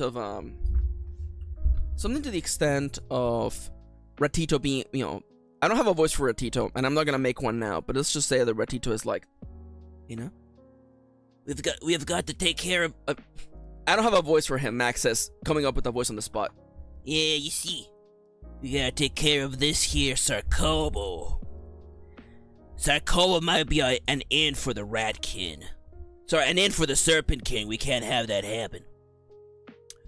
To which, of course, Wano agrees, wholeheartedly agrees. That there's a flash of inspiration comes into his eyes. Those otherwise colorless bad eyes are suddenly aflame with an emotion that can only be described as a sense of purpose. Wano mentioned something about it's been a while since the last time we worked together, the two of us. We agree, and we decided that the best course of action is quite simply, Wano is gonna drop us on the roof of the Rat Trap Tavern. We are going to fight our way, just the two of us. I have the faint feeling that we might not be able to... Oh, gay, that's gay. Dude, that's gay. I have the faint feeling we might not be able to, like, I mean, again, the easiest way to smuggle that person out is through the roof, right? So we might not have to, like, fight our way out. There might be a fight involved, for sure. And I wouldn't mind stealing some things from the Rat Trap Tavern. And I know what you're thinking, Maxi. That place is run by rats. You're gonna steal from rats? Rats stealing rats, Maxi? Rat on rat violence? No, man. The Rat Trap Tavern is clearly run by cats. Everybody knows that. Why else do you think they call it Rat Trap? Yeah, it's a trap for rats, man. Only mice go there. Only mice and tourists go there. Anyways. So, as per the intel that we got from Fang, Baron Sarkovo is staying at the tavern. Most likely because they're a goddamn filthy tourist, and they're probably in communication with the members of the snake cult, right? The serpent cult, forgive me. So here's the plan. My intention is to enter the Red Tavern from the rooftop, break inside, find Baron Sarkovo, incapacitate them, or convince them to come. Convince them to what? Convince them to come along with us, and use the rooftop access, and of course a good friend Wano to get the hell out of Dodge. That's the plan right there. So Wano's not going to be joining us in the fight. Not that we need it, because we literally have a big ol' axe and a throwing dagger by our side. I think we're perfectly fine. So they'll be waiting at the rooftop. They're going to be our exit strategy. Perfect. Easy peasy lemon squeezy. Let me bring up the combat rules so that I have them ready to go, because I expect that things are going to get spicy very quickly. So, let's envision, what does it look like when we're on the back of Wano as we're flying across the city? It has, like, anybody who's played World of Warcraft and flew into the Undercity, it's kind of like those vibes, you know, like, there's a lot of, like, swerving around corners, there's arches everywhere in this dark, almost greenish stone. We have the Word of the Day's bioluminescence, by the way. They have these glowing mushrooms on the walls, roots coming in. But, we're not on the back of Wano, by the way. Wano is, like, holding us by the legs, and we're just kind of, like, T-posing as we fly across the sky. Double T-posing across the sky. And as we take a turn, we come into a larger part of the lower city, weaving in between the canals as though deltas in the coast. We see little businesses, settlements, and houses protruding from in between the canals. There is little boats here and there, rats going about their business. There is no day, there is no night, there is only rat. Rat time is rat time, and time is money, friends, so give me a coin. Business is booming. Listen, no matter how bad things are, you gotta understand, people need things, and people need things to be done. Rat time is best time, it's true, Ron, it's true. You know, so there is commerce everywhere. You see, like, little carts pushing along, little carts, you know. A part of me wants to do the thing where, like, the carts are made of, like, cans or something, but really, this is really more fantasy than that. I love the idea of little guys living in, like, big worlds, but nonetheless, that's neither here nor there. So, we move past this colorful range of buildings and, like, little, like, wooden houses and, like, tiny little backyard, like, gardens. Beyond that, pass beyond the point where the pockets of light outnumber the darkness. Deeper into the lower city. Further away from everything. In the outskirts. Just before one encounters the large cliff where the waters of the canal overflow into the darkness below, there is in fact a district where normal people are told to never go. It is here where we find the Rat Trap Inn. It's a good name, by the way. It has been genetically engineered to make my dyslexia trip up, by the way. The Rat Trap Tavern. From the exterior, I want you to envision it is a 3-story building. And even though it's kind of like that medieval Hamlet-looking kind of building, you know, with stone and brick and wood all working together, it has a pyramid-like arrangement to it.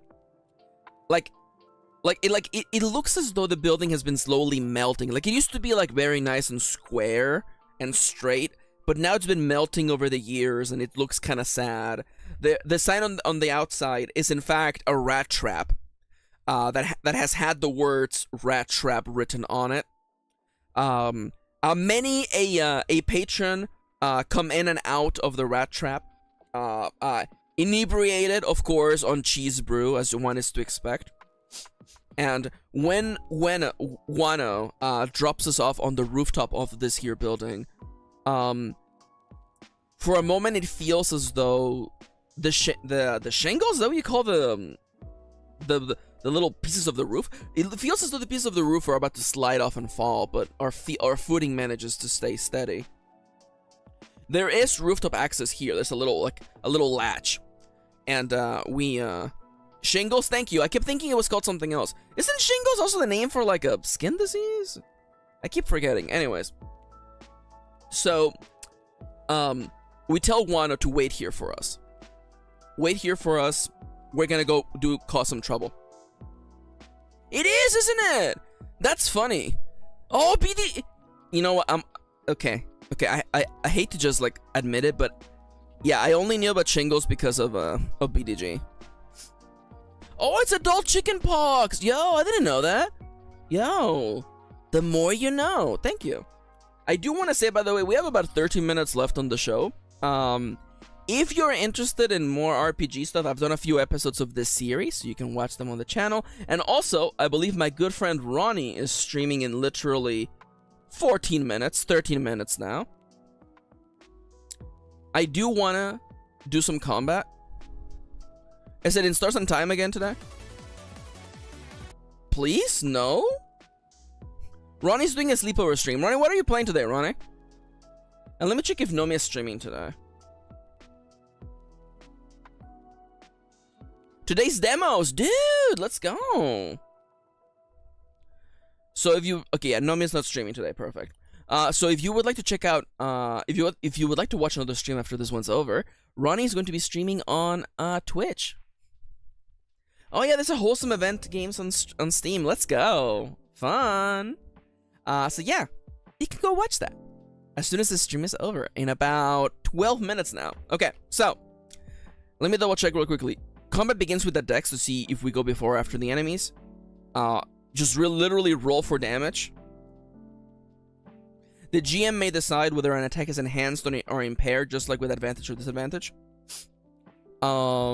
Which means you enhance attacks deal D12 damage and impaired deals D4. There was a little confusion that I had with long range attacks.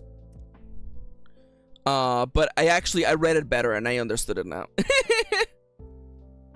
If you attack from a far distance, the ranged weapons do D4 instead of whatever their normal rating is. Though nonetheless, I do realize this is actually a really hefty dagger that is doing D6 damage, but whatever, don't worry about it, it's fine.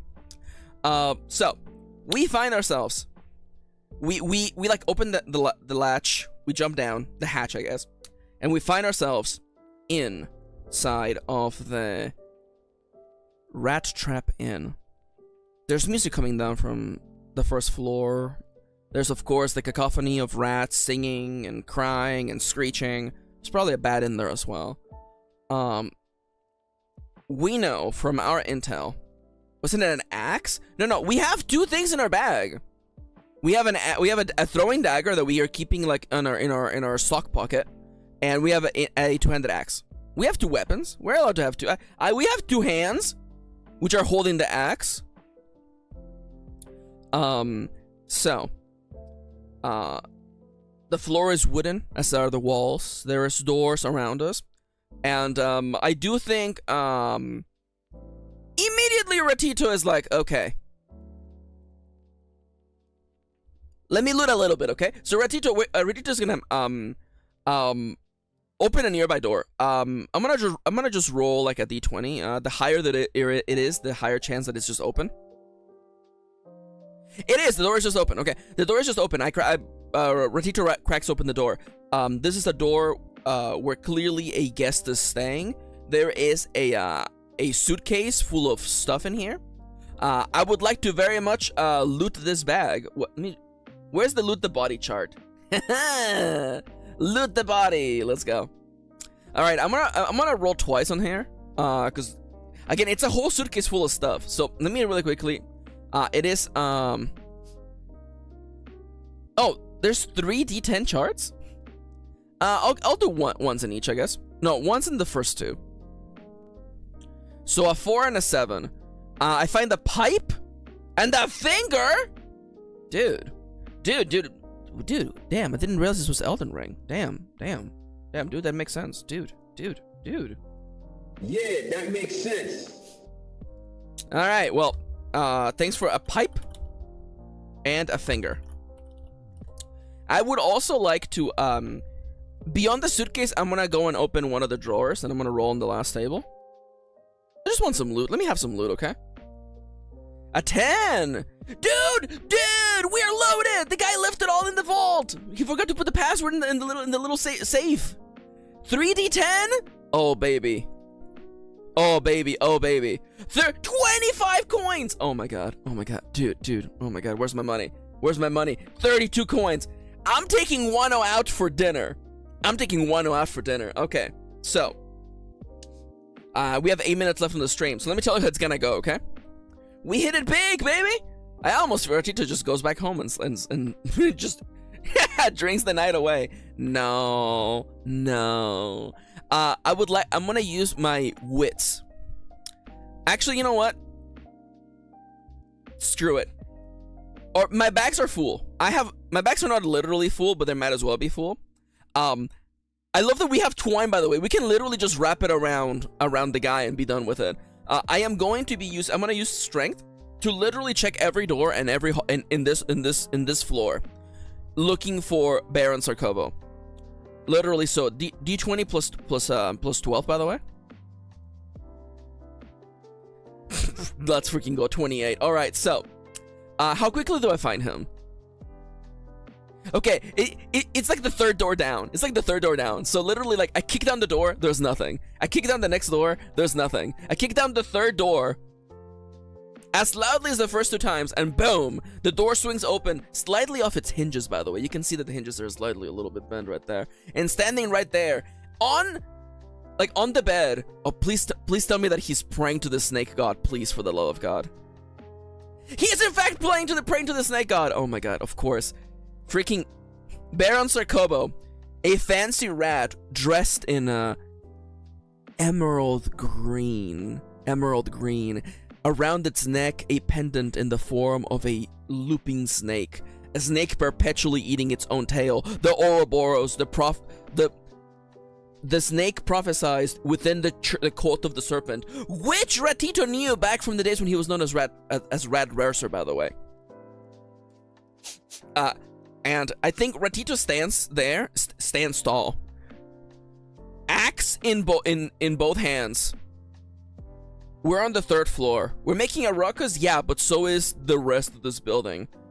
Ratito looks at Baron Sarkovo. Sarkovo looks back at us, sees the door being slightly off its hinges, notices the redness in our shoulder, the red paint on our shoulder, the red bandana, the symbol of our gang, the bag of money with the X across it. And I'm gonna do an intimidation check. I want Ratito to say, Baron Sarkovo, didn't mean to interrupt you in prayer, sir. Would you like to do this the easy way? But Ratito says, holding the axe, or would you like to do this the hard way? Either way, you're coming with me, Baron. Intimidation check. So, D12 plus D20. Sorry, 12 plus D20. No! Oh, you. God damn. Oh, that's beautiful. Baron Sarkovo. One is always a failure, by the way. Baron Sarkovo says, "How dare you talk to me such a way?" It hides the pendant, by the way, underneath its green tunic. I am Baron Sarkovo, sent here by the king himself, King Gone, and it kind of like looks up to the ceiling as though he can see him, but he can't, of course. We're fucking on the lower city. And Baron Sarkovo calls for the guards, and we realize it's gonna have to be the bad way. At which point, I want like an 80s power ballad starts playing, but like in a cool way, kind of like a prayer from the Deadpool movie. I'm gonna use strength to just literally wrap the rope around the guy. And I think that because we're in close distance, and I do in fact have rope to tie him, I believe that gives me advantage. I think that makes sense. So I'm gonna roll 2d20 and keep the highest result. 30, by the way. All right. So, what does it look like? Ratito pulls out their 24 inches of rope. Immediately, like, it looks like Baron Sarkobo is gonna like skitter like around us and go towards the door. A gun, how dare you? We literally lasso the guy, wrap it around him. We like hog tie him, and because we're big and strong, and he's like, you know, like a dainty little like noble, we're like holding him over our head. I do realize I would very much like to like take stuff out of his pockets, so I'm gonna just do like one loot check, just like one little loot check, okay? Like, listen, something fell out of his pockets, okay? 3d6. Oh baby, 8 more buckaroos. 40. That's. I want you to understand, you can only carry up to 100 coins. So 40% of our maximum coin capacity is currently in our pockets. And Ratito thanks Baron Sarkobo for the tip. And Ratito does the whole thing that they do like at hotels. Ratito's like, thank you so much for staying at the Rat Trap. Please don't forget to leave a review. It really means a lot for us. And please let me walk you. Let me walk you to your car. And we climb back up the hatch. Wano's waiting there for us. We plop Sarkobo on the ground, on the rooftop. You know, he's like all tied up. He has the rope around his mouth. He's like,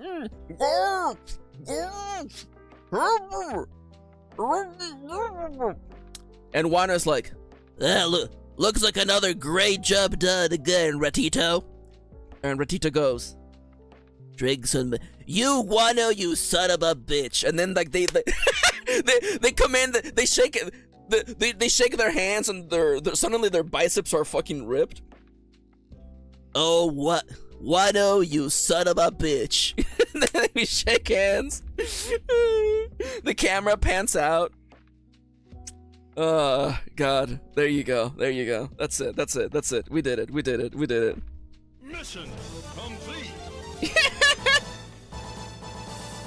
Jubel says Ratito jingles while he walks around. It's true. Ratito sounds like he just went to the arcade. Thank you. Once again, this game was Rattagang. This was Rattagang by Ryan Freeberg. If you would like to play this game, please consider checking it out on itch.io. It is free to download. Again, you're meant to play this with more people, but I think I had a relatively good time. The mechanics are relatively easy to parse and read. I very much enjoyed them. I hope I did a good job here showing this game. Nonetheless, I'm out of here. It's literally 8 seconds. Ronnie is already live, by the way. So please go watch Ronnie's stream. And I'll be back tomorrow. I am going to be on Siska's D&D show, by the way, if you want to watch me play D&D. I'm going to be playing the Blue Lamp with Siska. Keep an eye on the Discord for updates as to where that's going to be. But for now, thank you for joining me today. If you haven't already, please consider leaving a like. It actually helps a lot. And if you would like to support the stream, you can go to coffee.com/amkirin and support me there. You can also become a YouTube member and get a cool badge next to your name and emotes, like the ones I'm going to showcase on the stream. And when you post those emotes in chat, they actually show up on the screen. Isn't that dope? Isn't that dope as heck? Anyways, Ronnie's on. I gotta get out of here and write some reviews, so have a lovely rest of your day. Take care, everyone. Bye-bye, and don't forget, keep on schmopping. Bye-bye.